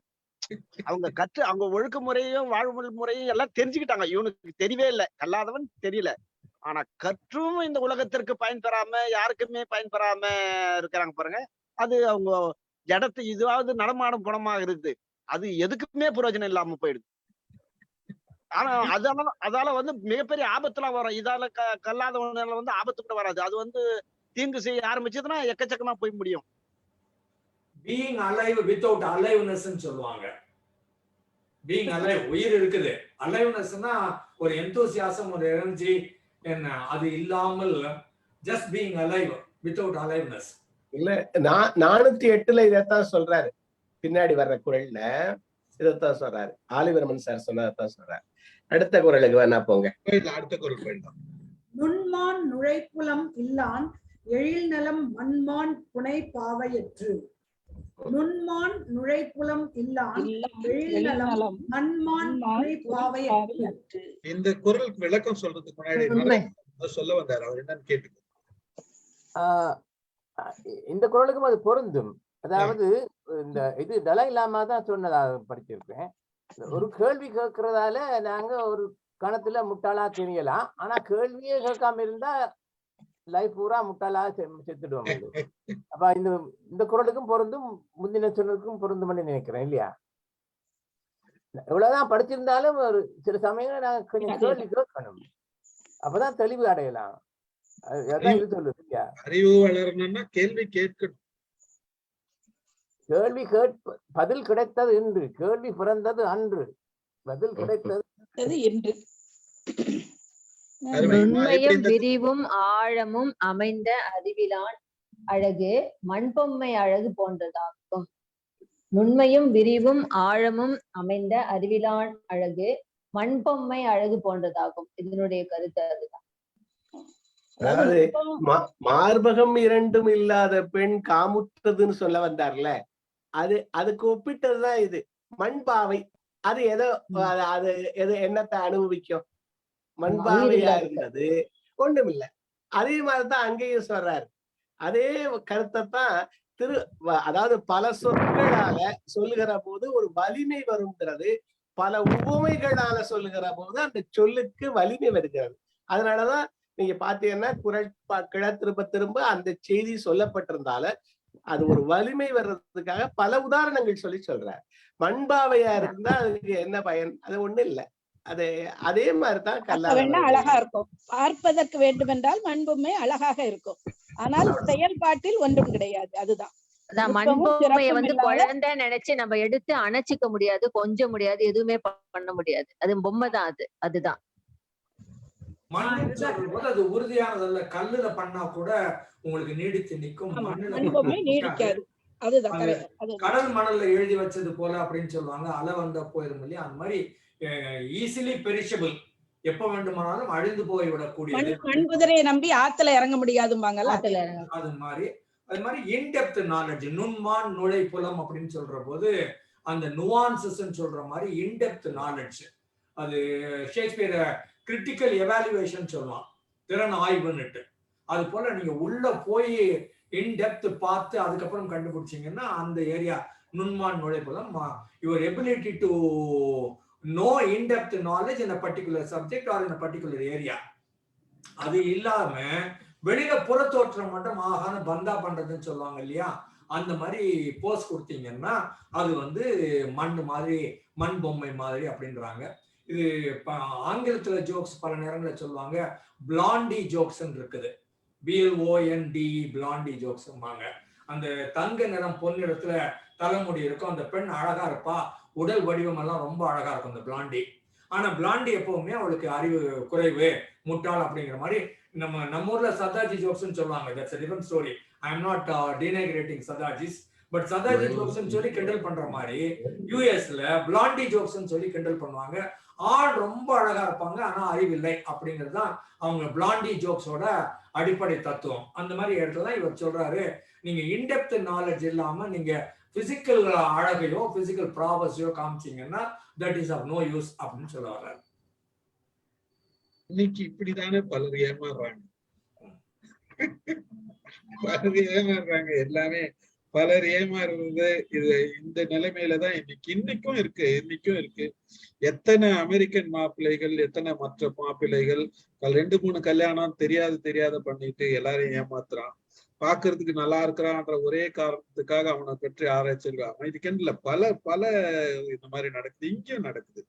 இப்போ பலரிடம் மக்கள் ஏமாறுறதுக்கு காரணமே இதெல்லாம் ஒரு காரணம் தான். பார்த்த உடனே அவர்கள் படித்திருக்கிறார்கள், நல்லவர்கள், அப்படின்ற ஒரு தீர்மானத்துக்கு வருவதுன்றதுதான் அந்த முக்கியமான அதத்தான் எழில் நலம்ங்கிற சொல்லால சொல்றாரு. அதோட பார்த்தவோட அவன் கற்றவே இல்லை. ஆனா வெள்ளத்தோளுக்காரன் நல்ல இதுல இருக்கான், அந்த நாட்டுல இருக்கான், இந்த நாட்டுல இருக்காங்கிற எழில் நலம் அப்படின்னு சொல்ற போது எல்லாத்தையும், அதாவது அறிவில்ல ஆனா அழகு இருக்கு. அப்ப அவன் என்ன, அவனுக்கு பயன் இல்லாதவன் தான். ஒரு 20 வருஷத்துக்கு முன்னாடி இல்ல 25 வருஷத்துக்கு முன்னாடி நம்ம மக்களிடையே என்ன வருதுன்னா, ஃபாரின்ல இருந்து எவனா வந்துட்டான்னா அவனை போல அறிவாளி உலகத்திலே கிடையாது, அவன்லாம் எல்லாம் தெரிஞ்சவன் நாம நினைச்சிட்டு இருக்கோம். இந்த மாதிரி இருந்தது. பிறகுதான் புரிஞ்சுது, இல்ல இல்ல அவனை விட அறிவாளிகள்லாம் நாம இருக்கோம். இவன் அடிமுட்டாளா இருக்கிறவனா இருக்கிறான். அதாவது உதாரணத்துக்கு சிம்பிளா வெள்ளத்தோல் பார்த்தோம்னா நல்ல வெள்ளத்தோல் பேச்சு இருக்கா நல்லவன் அப்படின்ற இது உதாரணத்துக்கு சொல்லுவாங்க. அந்த மாதிரிதான் அது இந்த உதாரணம் இது சொல்லியிருக்காரு. மூவி ஒரு சினிமா 47 நாட்கள்ல ஒரு மூவி வெள்ளையா இருக்கிறவன் போய் சொல்ல மாட்டான் அப்படின்ற ஒரு மூவி. கரெக்டா சொன்னீங்க நீங்க. அதான் வெள்ளையா இருக்கிறவன் போய் சொல்ல மாட்டான் அப்படின்றது. எனக்கு என்னவோ அந்த அழகான தோற்றம் மட்டுமே இருந்து ஆழ்ந்து தெளிந்த அறிவு இல்லாமல் இருப்பவர்கள் கண்களை கவரும் பொம்மைகள் போன்றவர் அப்படின்னு உரை இருக்குது. அப்படிலாம் சொல்ல முடியாது, தோணுச்சு. இந்த குரல் பயங்கர பவர்ஃபுல்லானது சார். என்ன கல்லார்கண் பட்ட திரு நல்லார்கண் பட்ட வறுமையின் இன்னாதே நல்லார்கண் பட்ட திரு. அதாவது கல்லாதவர் நல்லவர்களிடத்தில் கற்றவர்களுடைய வறுமையை விட கொடியதுன்றாங்க. ரொம்ப பவர்ஃபுல்லா. அதான் சொல்லுங்க என்ன சார்? ஏன் எப்படி நேர்கிறதுன்னு கேக்குறாங்க. சொல்லுங்கன்னு சொல்லிட்டு. ஏன்னா அவன்கிட்ட காசு இருக்குன்ட்டு அவன் எதை வேணாலும் பண்ணுவான். அது பெரிய தீங்களை போய் நல்லவங்கிட்ட வறுமை வந்தா இல்ல ஒரு நல்லவங்கிட்ட வறுமை வந்தா நல்லவனை மாத்திரம்தான் பாதிக்க, அவன் குடும்பத்தை மாத்திரம்தான் பாதிக்க. இந்த கல்லார்ட்ட பணம் வந்தா ஊர்ல இருக்க எல்லாரையும் பாதிக்க. அதனாலதான் முக்கியம். அது நல்லவங்கிட்ட வறுமை வந்துருச்சுன்னா பாவம் அவன் மாத்திரம் கஷ்டப்படுவான்னு வச்சு குடும்பம் கஷ்டப்படலாம். ஆனா கல்லார்ட்ட திரு வந்துருச்சுன்னா என்ன, அவன் போடுற ஆட்டம் கொஞ்சம் நஞ்சம் ஆட்டம் இருக்காது. ஊர்ல இருக்கவனுக்கெல்லாம் அது கொடுமை. நேத்து பங்குடி மக்கள் பத்தி பேசினாங்களே, இது அவங்களுக்கு ரொம்ப பொருந்தும். அந்த இதுதான். வாங்க சார், நடராஜ் சார் வாங்க. அதான் குரங்குங்காய் பூமாலைன்னு சொல்லுவாங்க இல்லையா? திரு வேறு தெள்ளியராதலும் வேறும்பாங்க. காசு இருக்கிறது வேற, அறிவாளியா இருக்கிறது வேற. திரு வேறு தெள்ளியராதலும் வேறு.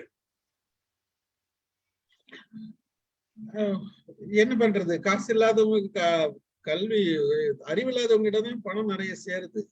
அது ஒரு ஆட்டம் போடுறோம்ல, அந்த ஆட்டத்துக்கு அது இன்னொரு விஷயம் என்னன்னா, நம்ம பெரிய இது இந்த விஷயத்த நாம பதியணும்னு நினைக்கிறேன். ஆக்சுவலா என்னன்னா, நம்ம பிள்ளைங்களுக்கு நாம எவ்வளவுக்கு அவன் சம்பாதிக்கிறதுக்கு வழி சொல்லி கொடுக்கணுமே தவிர, நான் சம்பாரிச்சு வச்சுக்கிறேன் 7 தலைமுறைக்கு சொத்து இருக்குதுன்னு சொல்றது இருக்குது பாரு. இதுதான் நீ ஒரு 7 தலைமுறை கெடுக்கிறதுக்கு உண்டான ஒரு மிகப்பெரிய செயல்.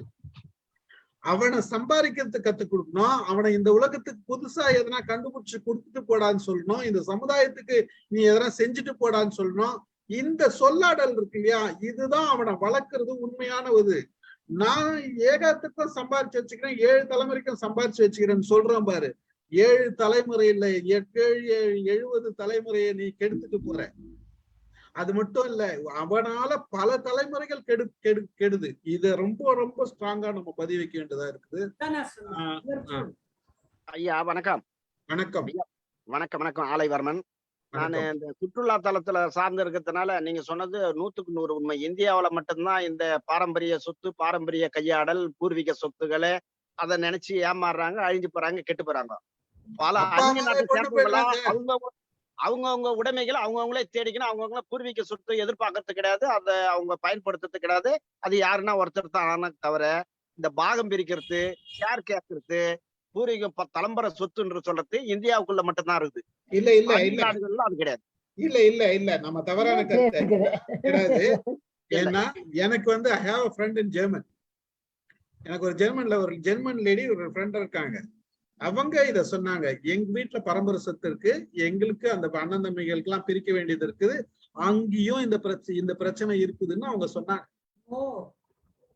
She is a German lady, but அவங்க இவ்வளவு தெளிவா சொன்னாங்க, என் அண்ணன் தம்பிக்கு எல்லாம் பிரச்சனை இருக்குது, இது வந்து எங்களோட வாரிசுல வந்த சொந்தத்துல வந்த சொத்து, இதை பிரிக்கணும், இதுல லீகலா பிரச்சனைகள் போயிட்டு இருக்கு, முடியணும் அப்படின்னு சொன்னாங்க. ஆனா முடிஞ்சிச்சுன்னு சொன்னாங்க. பட் பல இடங்கள்ல இருக்குது, நாம நினைச்சிட்டு இருக்கோம் இல்லைன்னு நினைச்சிட்டு இருக்கோம் இருக்குதுன்றதா நடராஜன் சார் சொல்றாரு. அவர் பேசிட்டு போயிட்டாரா? சரி ராமன் சார் நீங்க சொல்லுங்க. ஒரு பெரிய கொள்ளைக்காரன் ஜேம்ஸ் ஆர்டிச்சர்ஸ் நாவல்ல வந்தது. கொள்ளைக்காரன் கொள்ளை அடிச்சு ஒரு மலை பூரா வாங்கி மலை மேல பங்களால இருப்பான். அப்ப நீ பண்ணது தப்பு அப்படின்னு கண்டுபிடிச்சு ஒரு ஆள் வந்து இந்த மாதிரி நீ பண்ணக்கூடாது, நீ பண்ணது தப்பு, நான் கண்டுபிடிச்சிட்டேன் அப்படின்னு அவர் சொல்லுவாரு. சொல்லிட்டு அவர் கார்ல இந்த மலையில இருந்து இறங்கி போனோம். மலை மொத்தம் இவருது. இறங்கி போற போது இந்த நம்ம கொள்ளைக்காரர் இருக்காரு, அவர் வந்து அவருடைய அசிஸ்டன்ட் இல்ல இந்த PA வாட்ச்மேனு யாரோ இருப்பான்ல அடியாள், அவங்ககிட்ட சொல்லுவாரு, நாளைக்கு பேப்பர் நீ படிச்சுட்டியான்னு கேட்பாரு. Did you have you read tomorrow's papers? இவர் நோ பாசம்மா. இந்த ஆள் இப்போ இறங்கி போறாரு, அவர் met with car accident, he died on the way அப்படிம்பாரு இவரு. Yes boss I read it பாஸ்ம்பாரு. அப்படின்னா போற வழியில அவனை கொண்டு போடுன்னு அர்த்தம். அடிச்சது கொள்ள மலை வாங்கி வச்சிருக்கிறான், கேள்வி கேட்டவன் கேட்டுட்டு திருப்பி போறான். அவன் திருப்பி போறவன்கிட்ட இவன் சொல்றான், டுமாரோஸ் பேப்பர்ஸ், நாளைக்கு பேப்பர்ல வருமா, the man who went by now he met with an accident and he died. ஏன்னா நான் பேப்பர் படிச்சுட்டேன் பாஸ் அப்படின்னு சொல்லிட்டு இவன் போய் கொண்டுட்டு வருவான். அந்த மாதிரி கையில பணம் இவ்வளவு இருந்துச்சுன்னா இந்த ஆட்டம் போட சொல்லும். வாங்க சார் நடராஜ் சார் வாங்க.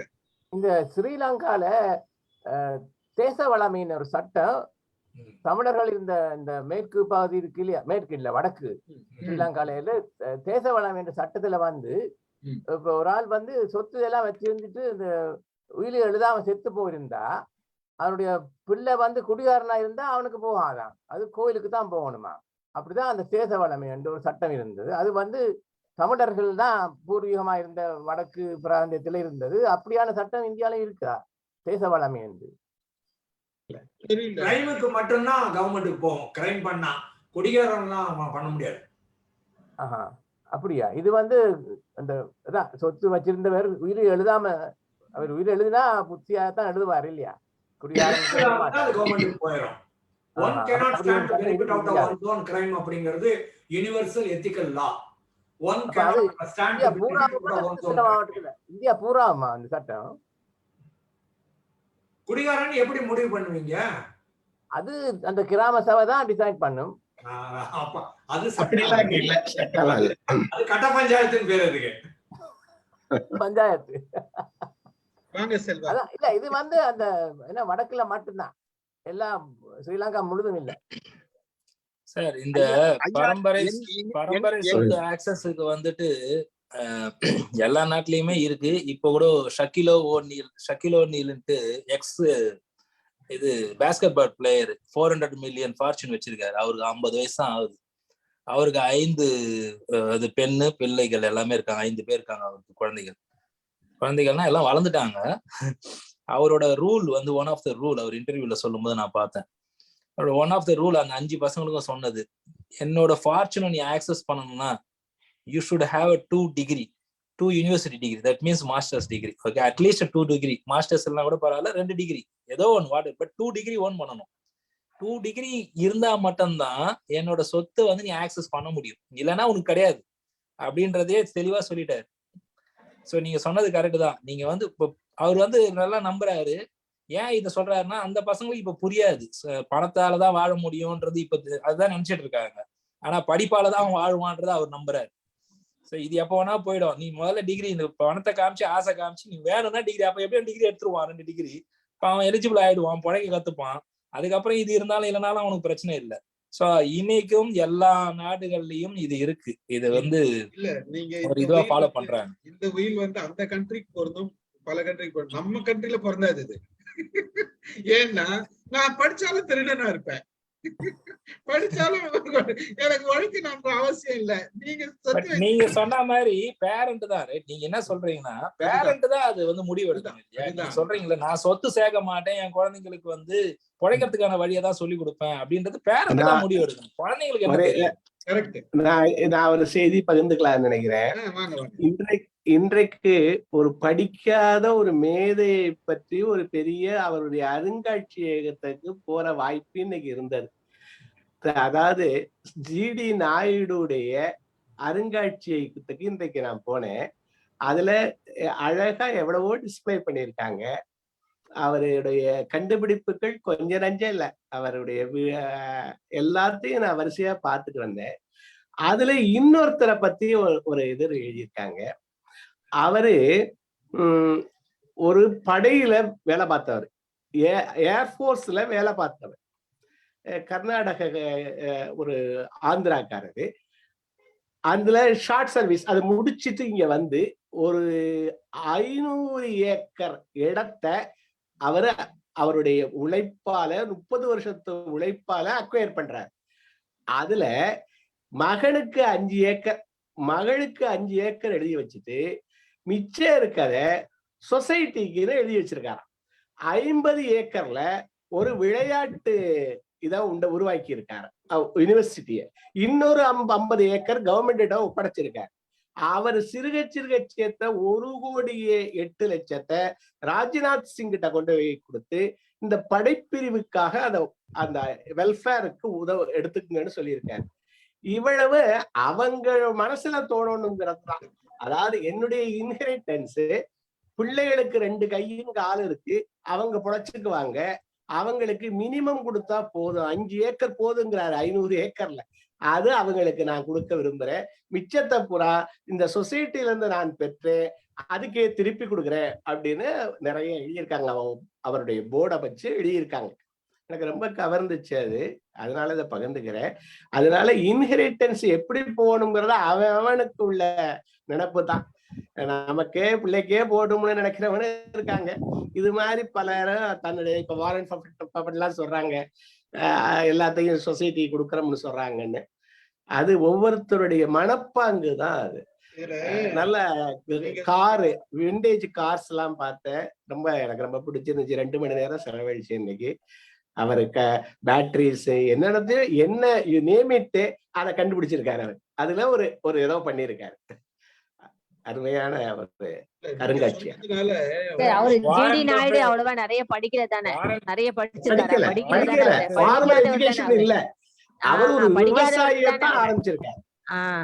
ஆமா, அவரு படிக்காதவர் தானே ஜிடி நாயுடு.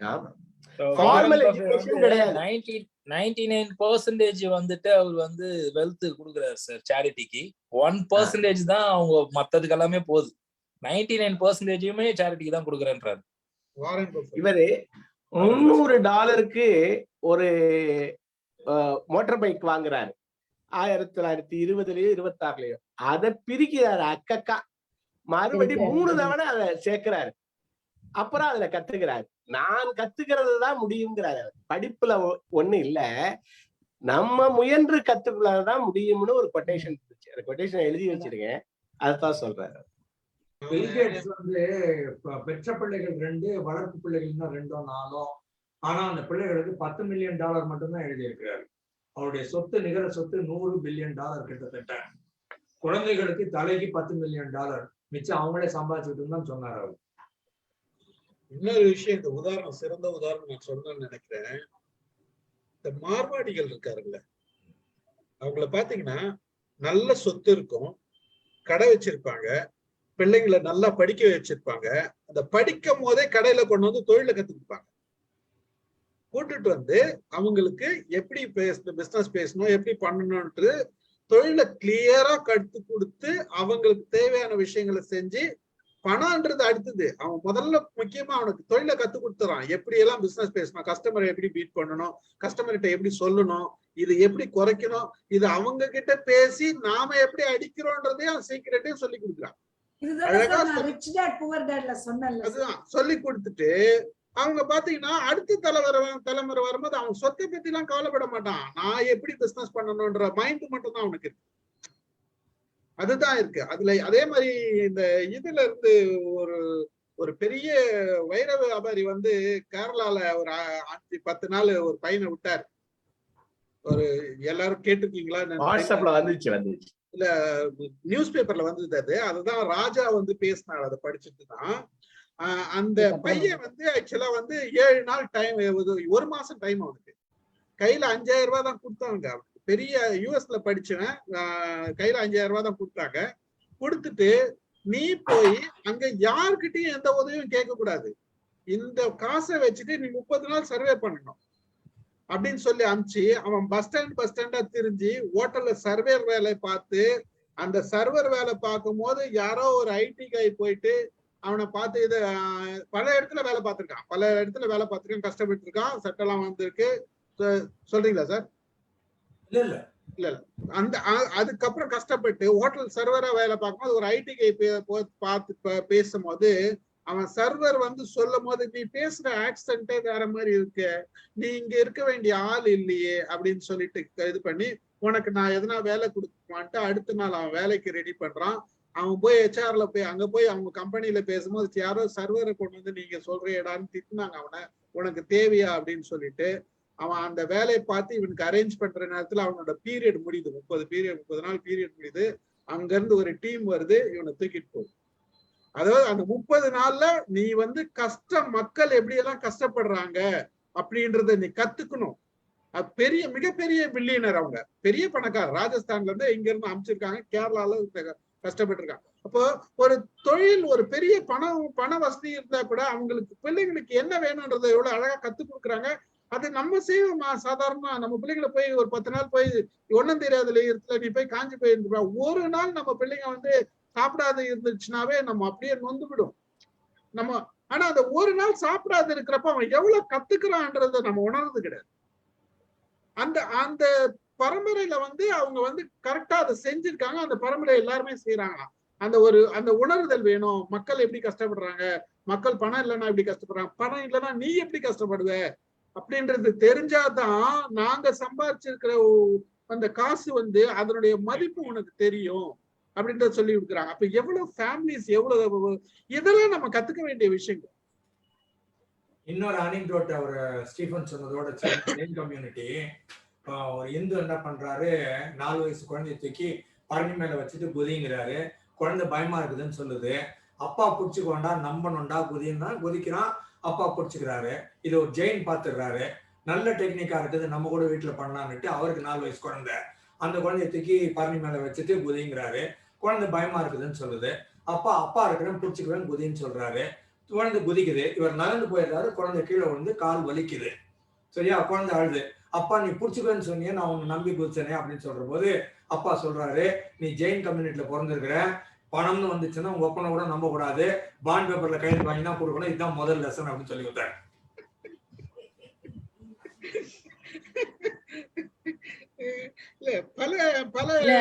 ஒரு நிமிஷம் ஐயா, அவர் சொன்னதுல நான் கூட நினைச்சேன் உன் கால நீ நம்பணும்னு சொல்லுவாரு அப்பா அப்படின்னு. அப்படியெல்லாம் இல்ல, துட்டுன்னு வந்துச்சுன்னா உங்க ஒப்பனை கூட நம்ப கூடாது, பாண்ட் பேப்பர்ல கையெழுத்து வாங்கி தான் கொடுக்கணும், இதுதான் ஃபர்ஸ்ட் பாடம் சொல்லி விட்டான். சார் ஒரே நிமிடம் ஐயா, ஒரே நிமிடம்.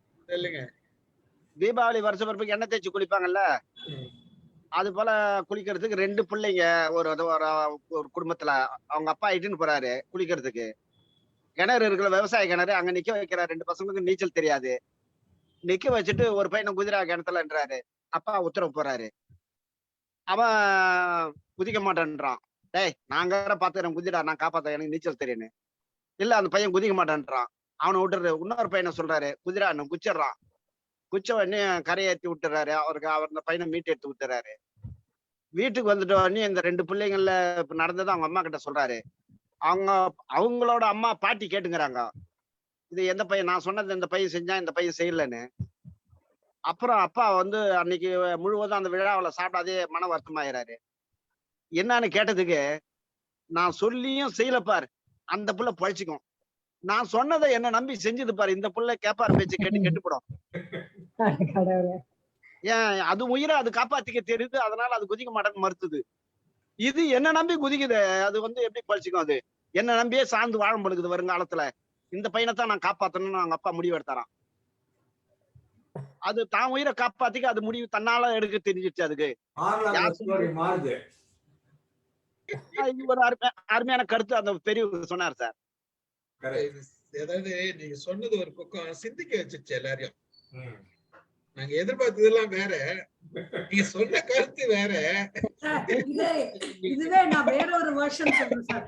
எனக்கு பர்சனலா நானும் என் பையனும் ஒரு டாக்டர் அவனுக்காக சின்ன குழந்தையில டாக்டர் பார்க்க போனோம். சின்ன குழந்தைன்னா ஒரு 5th 6th படிச்சான். அப்ப டாக்டர் சொன்னாரு என்னவோ ஒரு கம்ப்ளைண்ட் இது பண்ணக்கூடாதுன்னு. நான் சொன்னேன் ஆமா சார் டாக்டர் நான் சொன்னேன். அவன் கேட்கணும், இந்த பாருப்பா நீ சின்ன பையன், அம்மா சொன்ன கேட்கணும், அம்மா கிணத்துல குதிச்சிடணும், அதுக்கப்புறம் ஏன் யோசனை பண்ணணும். அதாவது நம்பிக்கையை வளர்க்கிறாராம். சோ இந்த இன்னொரு ஆங்கிள்லயும் அது மாதிரி பேசலாம். நம்பிக்கை அம்மான்னா அப்பான்னா நம்பிக்கை அப்படிங்கிற ஆங்கிள்லயும் இது வந்து ஒரு வீடியோ இருக்கு, இந்த ஞானஸ்நானம் பண்ற மாதிரி கிறிஸ்துவ இதுல காட்டுவாங்க தெரியுங்களா? எழுந்து நின்று ஒருத்தர் வந்து ஸ்டூல்ல ஏத்தி நிக்க வச்சிருவாங்க, வச்சுட்டு எல்லாரும் பின்னாடி வந்து கைய வச்சுக்கிட்டு அப்படியே நீ கண்ணை மூடிக்கிட்டே விழணும்னுவாங்க. அதாவது இயேசு மேல பாரத்தை போட்டு நீ விழணும், நீ விழான்னுவான். அவன் பின்னாடி விழுறது பேர முன்னாடி விழுந்துருவான். இவனுக்கு பின்னாடி பிடிக்கிறதுக்காக வெயிட்டிங்ல இருப்பானுங்க 10 பேரு. அவன் கண்ணை மூடிட்டு முன்னாடி விழுந்துருவான். அதனால நீ யார் மேலயா நம்பிக்கை வை, உன் மேல நீ கொஞ்சமா நம்பிக்கை வை. அதுக்கப்புறம் நீங்க வேற இயேசு மேல பார்த்த போட்டு பாம்பு வச்சு பிரேயர் பண்ண கும்பல்லாம் இருக்குது, கட்சி செட்டு பண்ண கும்பல்லாம் இருக்குது.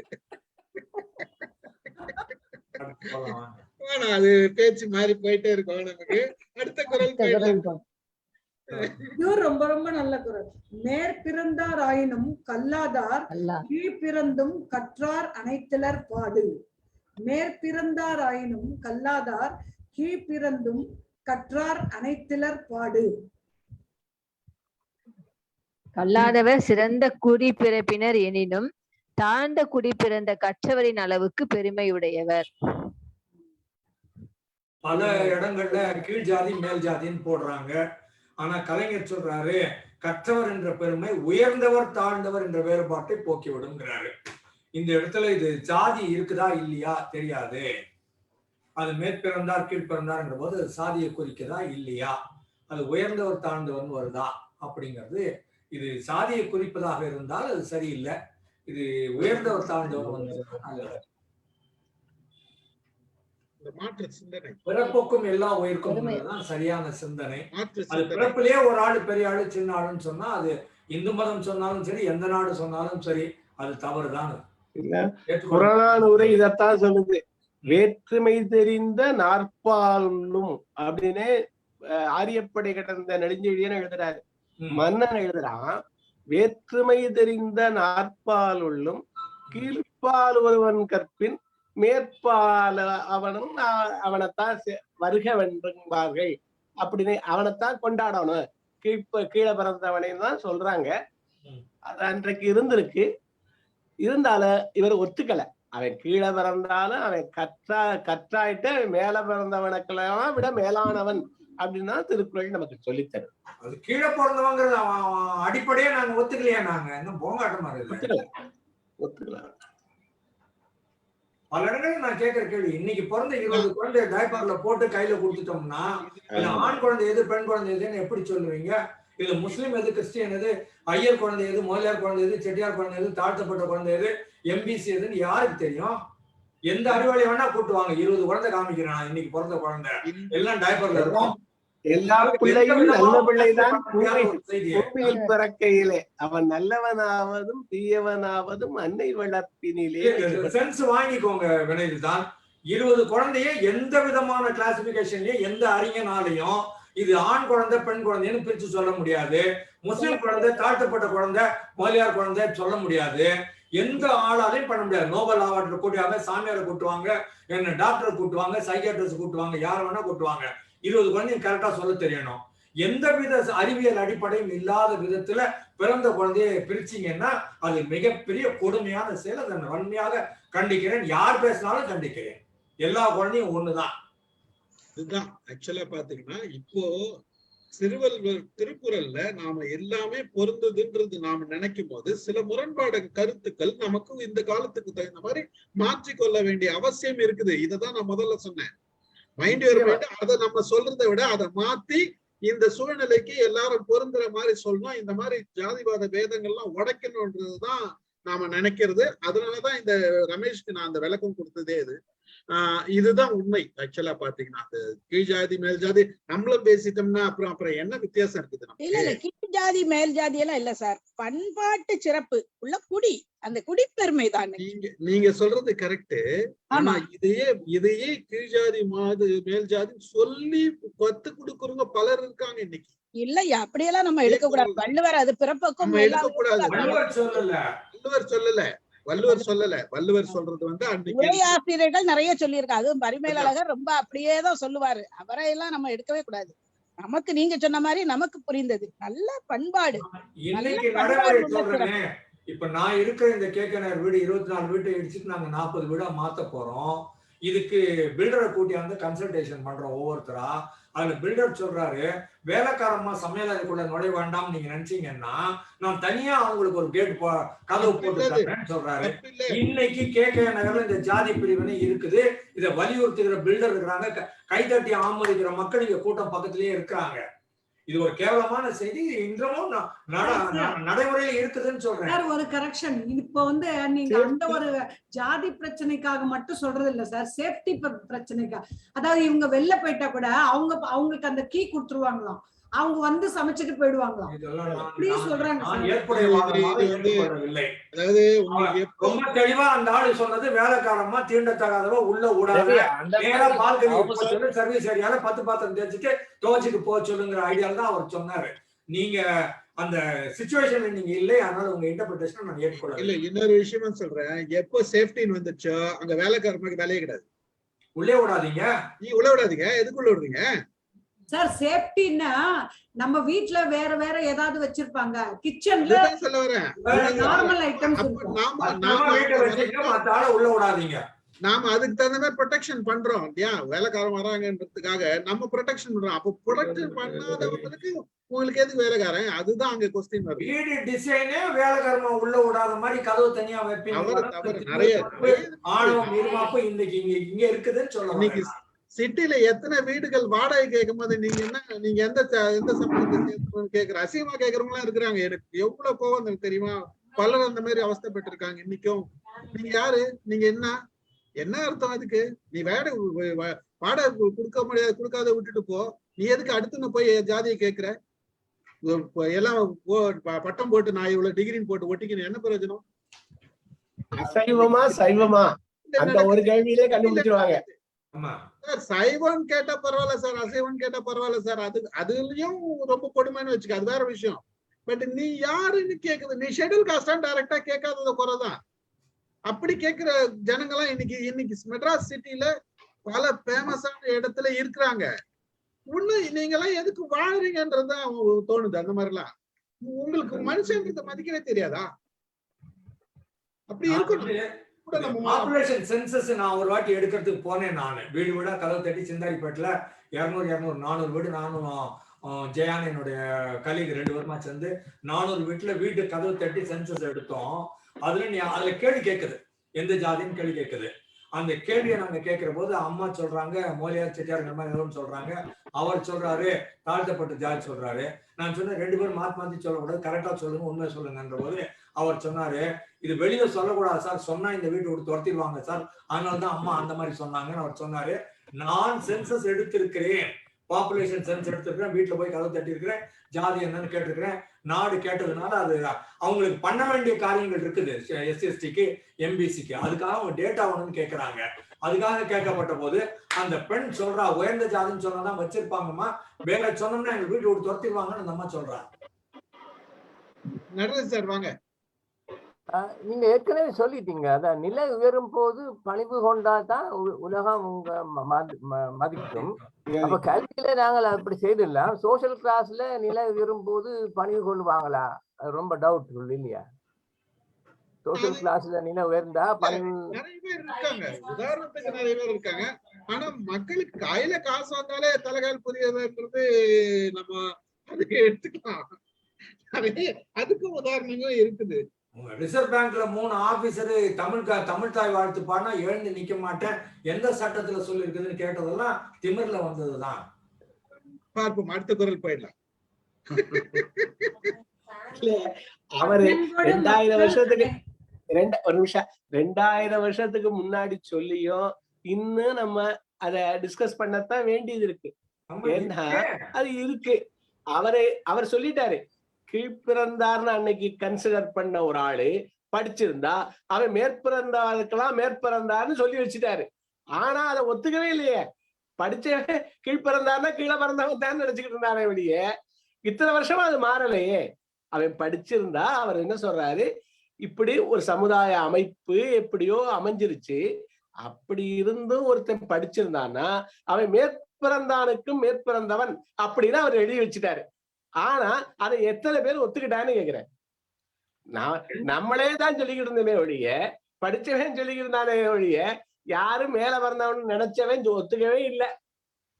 அதான் இன்னும் நடந்துருக்கு. தமிழ்நாடு தாண்டி வளர்ந்துதான் இருக்கிறது. அடுத்தது சொல்லுங்க. அருமையான குரல், இதேதான் நம்ம பேசணும். இளங்கொடு மக்கள் அணையர் இளங்கு நூல் கற்றாரோடு ஏனையவர். விலங்கொடு மக்கள் அணையர் இளங்கு நூல் கற்றாரோடு ஏனையவர். லாஸ்ட் குரல். ஆமா, சொல்லுங்க, அர்த்தம் சொல்லுங்க. சொல்லுங்க. விலங்கொடு நோக்க மக்கள் எவ்வளவு மேன்மையுடையவரோ அவ்வளவு தாழ்ந்தவர், நூலை கற்றவரோடு நோக்க கல்லாதவர் அப்படின்னு இந்த நான் படிச்சிருக்க புத்தகத்துல சொல்லி. விலங்கொடு நோக்க மக்கள் எவ்வளவு மேன்மையுடையவரோ, அதுல மேன்மை சொல்றாரு, மேன்மையுடையவரோ அவ்வளவு தாழ்ந்தவர், நூலை கற்றவரோடு நோக்க கல்லாதவர். இலங்கு நூல் கற்றாரோடு ஏனையவர் நோக்கிறதுக்கு. விலங்குல இருந்து மனுஷன் மாறி வந்திருக்கிறான். ஜுவாலஜில இருந்து ஆந்த்ரோபாலஜி நம்ம மாத்திட்டோம். அப்ப விலங்குக்கும் மனிதனுக்கும் எவ்வளவு டிஃபரன்ஸ் இருக்குதோ அந்த அளவுக்கு டிஃபரன்ஸ் படிச்சவனுக்கும் படிக்காதவனுக்கு இருக்கு. அது எவ்வளவு வித்தியாசம். இது கீழே தாழ்ந்தது, அது மேல. விலங்கை விட மக்கள் எவ்வளவு உயர்ந்தது. இன்னைக்கு பார்த்தோம்னா விலங்குகள்லாம் அறிவாளியா இருக்குது. எந்த மாதிரி அறிவாளியா இருக்குது? காக்கா வந்து இந்த வால்நட்டை எடுத்துட்டு வந்து டிராபிக்ல போட்டு வண்டி ஓடின பிறகு அது ஏறி நசுங்கட்டும் தெரிஞ்சு நசுங்கின பிறகு போய் சாப்பிடுற காக்காலாம் இருக்குது. நம்ம போய் காக்கா, நான் டெய்லி காக்காக்கு ஈவினிங் ஆனா ஏதாச்சும் கொடுப்பேன். சாரு கொடுக்குறாரு, ஈவினிங் ஆனா என்ன நம்பி 50 காக்கா உட்காந்துருக்கோம். நான் இருந்தா மட்டும்தான் வருவாங்க. நான் இல்லைன்னா என் ஒய்ஃப் போனாலும் என் பசங்க போனாலும் வராது, ஒண்ணு கூட வராது. நான் மேல போன பேணும், என் தலையை பார்த்த உடனே எல்லாரும் அந்த டைம் கரெக்டா வருவாங்க. என்னை பார்த்து ஒண்ணு கூட பயப்படாது. அழகா வச்ச உடனே சாப்பிட்டுட்டு போவுங்க. அதாவது கற்றவருக்கு கல்லாதவருக்கு ஒரு வித்தியாசம் சொல்லிட்டேன். முக்கியமான வித்தியாசம் என்ன சொல்றாருன்னா, அறிவுடையார் ஆவது அறிவார், அறிவுடையார் ஆவது அறிவார், அறிவிலார் அறிவில்லார். அப்ப விலங்குக்கு என்ன ஆக போகுதுங்கிறது தெரியும். ஆவது அறியார் அது விலங்கு. மனிதர்கள் என்ன ஆக போகுதுன்னு அறிவார்கள். அதுதான் சொல்றாரு. அந்த அறிவுடைமைக்கு அறிவு இல்லாததுக்கும் வித்தியாசம். அறிவுடையார் என்ன ஆக, இந்த இதை நம்ம இந்த சொன்னா என்ன ரெஸ்பான்ஸ் இருக்கும் அப்படின்னு நான் நினைச்சு பார்த்தேன்னா, நான் ஆவது அறிவார், இல்லாட்டி அறிவில்லாதார். அது விலங்கோட சேர்க்க வேண்டியதுதான். ஆவத தெரியாட்டி. அதுதான் ரெண்டுக்கும் உள்ள வித்தியாசம். அறிவுடையாருக்கு கற்றாருக்கு ரெண்டையும் மிக்ஸ் பண்ணி நான் சொல்றேன். எங்க வீட்டுல 5 ஜன்னல்ல டெய்லி காலையில 9 to 10க்குள்ள நான் திணை வைத்தா புறா வந்துடும். அங்கங்க 2 புறா ஒரு புறா டெய்லி வந்துடும். சரியா? 5 மாசம் யூஎஸ் போன போது இது வரல. இப்ப திருப்பி வந்து ஜன்னல் திறந்து வச்ச உடனே எல்லா புறா வந்துருச்சு. 9 to 10க்குள்ள நான் வைக்கலைன்னா வந்து உட்காரும். இல்லைன்னா அந்த ஜன்னல் கதவை மூடி இருந்ததுன்னா அதை லொட்டுன்னு ஒரு தட்டு வர தட்டும் அது. அதனால எவ்ரிடே அதுக்கு தெரியும் 9 to 10 இவன் வந்துருவான், இவன் கொடுப்பான்னு தெரியும். இல்லைன்னா வந்து கூப்பிடும். அங்க உட்காந்துருக்கோம், டேய் நான் பட்னியா உட்காந்துருக்கிறேன்டா வாடா அப்படின்னு சொல்லுவோம். ஐயோ பார்த்ததுக்கு அப்புறம் தான் தெரியும் அவன் கொடுக்கலையேன்னுட்டு அப்புறம் போய் எல்லாத்துக்கும் வச்சுட்டு வருவேன். இன்னொரு இடத்துல அணிலுக்கு வைப்பேன். 5 ஜன்னல்ல புறாவுக்கு தினையும் ஒரு பால்கனில அணிலுக்கு சன்ஃபிளவர் சீடு, இந்த சூரியகாந்தி விதை வச்சோம்னா அது மாதிரி சந்தோஷமா சாப்பிடும். வந்துச்சுன்னா ரொம்ப மகிழ்ச்சியா இருக்கும். அதுக்கு தெரியும் இவர் வருவாரு கொடுப்பாரு, ஆவது அறியும். இது நீங்க பல நேரத்துல இந்த பூகம்பம் வந்ததுன்னா புத்துல இருக்க பாம்பெல்லாம் வெளியில ஓடிடுன்னு சொல்றோம். அந்த அதிர்வலை அது உணரும், கிளீனா உணரும். அந்த மாதிரிலாம் இருக்கு, பல இது இருக்கு. மகிழ்ச்சி. வாங்க கல்யாணி மேடம், நீங்க ஏதாச்சும் பேசுங்க. நீங்க எதுவும் பேசல, குறைவா, மிக குறைவா பேசுனீங்க. இல்லைங்க, நீங்க எல்லாம் பேசிட்டு இருக்கிறத கேட்கணுங்கிறதுக்காக தான் இங்க வந்தது. அப்படியெல்லாம் ரொம்ப ஒண்ணும் இந்த திருக்குறள் நீங்க சொல்ற மாதிரி அந்த ஸ்கூல்ல படிக்கும் போது அந்த 10 வரும்போது படிச்சு பார்த்ததுதான். இப்போ இங்க ஊருக்கு, அதாவது வெளிநாட்டுல இருந்தோம் இல்லைங்களா, அப்பெல்லாம் ரொம்ப சான்ஸ் எல்லாம் இல்ல. இங்க வந்ததுக்கு அப்புறம் தான் எடுத்து கொஞ்சம் கொஞ்சமா படிக்க ஆரம்பிச்சிட்டு இருக்கேன். சோ அதனால நீங்க எல்லாம் என்ன பேசுறீங்க, உங்களோட ஒப்பீனியன் எல்லாம் என்னங்கிறது தெரிஞ்சுக்கிறது தான் மெயின். அவ்வளவுதான். இது புக்கை மட்டுமே வச்சு படிச்சுட்டு இருக்கிறத விட நீங்க எல்லாம் பேசும்போது இன்னும் கொஞ்சம் நிறைய தெரிஞ்சுக்கலாம் அப்படிங்கறதுனாலதான் நான் இந்த மாதிரியான நிகழ்ச்சிகள்ல இணையறதே. அதுதான் மெயின் ரீசன். நல்லா சொல்றாரு அவரு வினய் தீர்த்தன் ஐயா எல்லாம் வந்து அவரு முத்தையா அவங்க எல்லாம் நல்லா எக்ஸ்பிளைன் பண்றாங்க. ரொம்ப நல்லா இருக்குது கேக்குறதுக்கு. ஒரு விஷயம் சொல்லணும், நீங்க வெளியில சொல்லிட்டீங்க, நாங்க வெளியில சொல்ல, அவ்வளவுதான் விஷயம். நாங்களும் பள்ளி படிச்சுதான் இப்பதான் படிக்கிறோம். அதாங்க இந்த இடத்துல கல்லாமைன்னு சொல்றதே நான் எப்படி பாக்குறேன்னா, அந்த திருக்குறள் அந்த 10 படிச்சுட்டு வந்தா மட்டும் அது வந்து கல்வி அறிவுன்னு சொல்லவே முடியாது. அதை முடிச்சுட்டு வெளியே வந்து யார் அந்த திருக்குறள் புக்கை ஃபுல்லா எடுத்து 1330 படிச்சு தெரிஞ்சுக்கணும்னு நினைக்கிறாங்களோ அவங்கதான் கற்றவர்கள் அப்படின்னு சொல்லி, அப்படிதான் இல்லைங்களா எல்லா இதுவும். அது அப்படிதான் நான் பாக்குறேன். ஸ்டீவன் வந்து 1330 வருடம் எல்லாரையும் படிக்க வைக்கணும்னு சொல்றாருல்ல, அது இல்லைங்க, அது நம்மளா உட்காந்து ஒருத்தரா படிக்கிறத விட இந்த மாதிரி எல்லாம் ஒரு டாபிக் எடுத்துட்டு டிஸ்கஸ் பண்ணும் போது நம்மளுக்கு நாளைக்கு எதை பத்தி பேசினாலும் நம்மளுக்கு ஒரு கிளாரிட்டி இருக்கும். நம்ம ஒண்ணு நினைச்சிட்டு இருந்திருப்போம், இப்ப நீங்க எல்லாம் சொன்னதுல வந்து நிறைய விஷயங்கள் தெரியறதுனால அதுல ஒரு கிளாரிட்டி வரும். அது நல்லதுதான் கண்டிப்பா. அதனாலதான் நான் இதுல இந்த மாதிரியான நிகழ்ச்சிகள்ல இணையறதுக்கு மெயின் ரீசனே அதுதான். நான் பேசணுங்கிறதுக்காக இல்ல, நிறைய கத்துக்க வேண்டியது நிறைய இருக்கு. அதெல்லாம் கத்துட்டு தான் அதுக்கப்புறம் பேசுவோம். நான் இன்னொன்னு ஸ்டீபனை பத்தி ஒண்ணு சொல்லிடுறேன். நான் என்ன பத்தி ஒண்ணு சொல்லிட்டு ஸ்டீபன் பத்தி ஒண்ணு சொல்லணும். நான் ஒரு புக்கு வாங்கி வச்சிருக்கேன், படிக்கணும் தள்ளி போட்டே இருக்கும். ஹிப்னாட்டிசம் ஒன்று இருக்குது, அடுத்த மாசம் பேசுறோம்பா அப்படின்னு டைட்டில் முதல்ல கொடுத்து பிரிண்ட் அடிச்சிருவேன். புல்லட்டின்ல பேரை போட்டு ஆத்தர் பேரு புக்கு டைட்டில் போட்டு பிரிண்ட் அடிச்சிருவேன். மரியாதையா உட்கார்ந்து அந்த 10 நாள்ல ஒரு மாசத்துல படிச்சிருவேன். அது மாதிரி அவர் ரொம்ப நாளா அவர் ஸ்டீபனுக்கு ஒரு குற்ற உணர்வே, திருக்குறள் படிக்கலையே படிக்க முடியலன்னு அவர் என்ன பண்ணாரு, கும்பலை கூட்டி அட்ரா. நல்ல விஷயம்.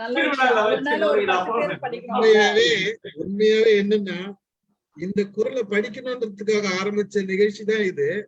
எல்லாருமே வந்தவங்க எல்லாருமே சொன்னாங்க, இப்படியாச்சும் நம்ம படிப்போம் சார், அதுதான் இப்படியாச்சும் படிப்போம் சார் நமக்கு அப்படின்றதுதான். அதனாலதான் மேக்சிமம் வாரம் தவறாத யாராச்சும் வந்து ரொம்ப அவாய்ட் பண்ண முடியாதவங்க மட்டும் தான் சாட்டர்டேவோ ஃப்ரைடேவோ கொடுப்பேன். இல்லைன்னா இந்த வெள்ளி சனியில இதுதான் இருக்கும் எங்களோட நிகழ்ச்சியில. மோஸ்ட்லி அப்படிதான். கண்டிப்பா நல்ல விஷயங்க. பெரிய காரியம் இன்னும் இருக்குது பண்ணுவோம். அதாவது இதுல அதிகாரத்தை முழுமையா பார்க்க முடியுது. இப்போ நமக்கு ஏதாவது ஒரு திருக்குறளை பாக்குறோம், அந்த திருக்குறள்ல புரிஞ்சுக்க முயல்றோம். அதிகாரத்தையே பாக்குற போது நமக்கு ஒரு முழுமை கிடைக்குது. அதுவும் முன்னாடி நீங்க சொல்றது ரொம்ப கரெக்டுங்க. ஏன்னா ஒரு குறள் மட்டும் படிச்சோம்னா நம்மளுக்கு கிடைக்கிற கருத்தே வந்து கொஞ்சம் ரொம்ப வேறுபடும். அத ஃபுல்லா ஃபர்ஸ்ட்ல இருந்து கடைசி வரைக்கும் படிச்சாதான் ஒரு தொடர்கதையை முடிச்ச மாதிரி எல்லா இதையும் முடிச்சு நம்மளுக்கு ஒரு கன்க்ளூஷனே வருதுங்க. அது நான் இப்ப ரொம்ப ரீசெண்டா தான் அதை புரிஞ்சுக்கிட்டேன். நானு நீங்க சொல்ற பாயிண்ட ரொம்ப ரீசெண்டா தான் புரிஞ்சுக்கிட்டேன். பார்க்காம முகம் அப்படின்னு பாக்கணும்னா 10 படிச்சாதான் முகம் தெரியும்.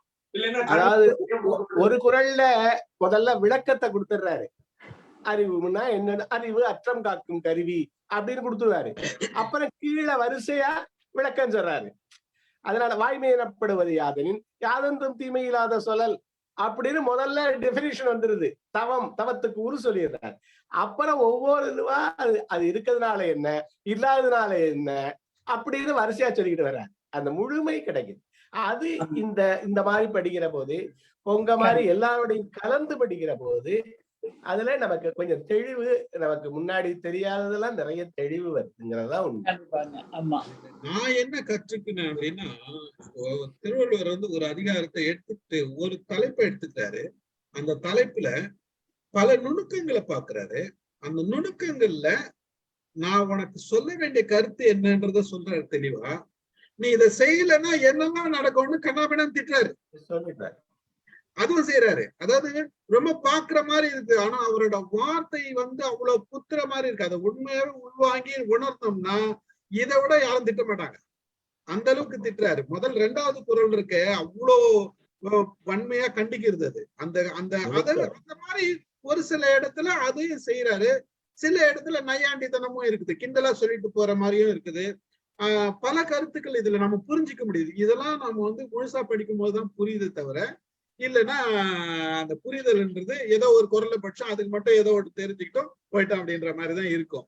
அது உண்மையாவே எல்லாரும் வரும்போது பல கருத்துக்கள் நாம இன்றைய சூழ்நிலையை ஒப்பிட்டும் பேசும்போது இன்றைக்கு இருக்கிறவங்களுக்கு நாம அதை கொண்டு போய் சேர்க்கிறோம் அப்படின்றதுதான் இது. பார்ப்போம். செல்வா எதனா சொல்றீங்களா? கடைசியாக நிறைவாக யாராச்சும்? Sir I think almost madam cover பண்ணிட்டாங்கன்னு நினைக்கிறேன். மேடமே நல்ல ஃபீட்பேக் கொடுத்துட்டாங்க. ரொம்ப நல்லா இருந்தது. இன்னைக்கு நல்ல டாபிக். ஆக்சுவலி கல்லாமைன்றது வந்து ஏதோ நமக்கு ஏதோ சம்மந்தம் இல்லை, நம்மளாம் ரொம்ப படிச்சுட்டவங்க அப்படின்ற மாதிரி ஒரு ஃபீலிங் இருந்தது. அதுக்கு அப்புறம் தான் தெரியுது நம்மளும் அந்த கேட்டகரியில தான் இருக்கிறோம். ஐ ஓப்பனரா தான் இருந்தது. ரொம்ப நல்லா இருந்தது. நடராஜ் சாரும் வந்து நிறைய பேசினாங்க. நன்றிகள் சார்.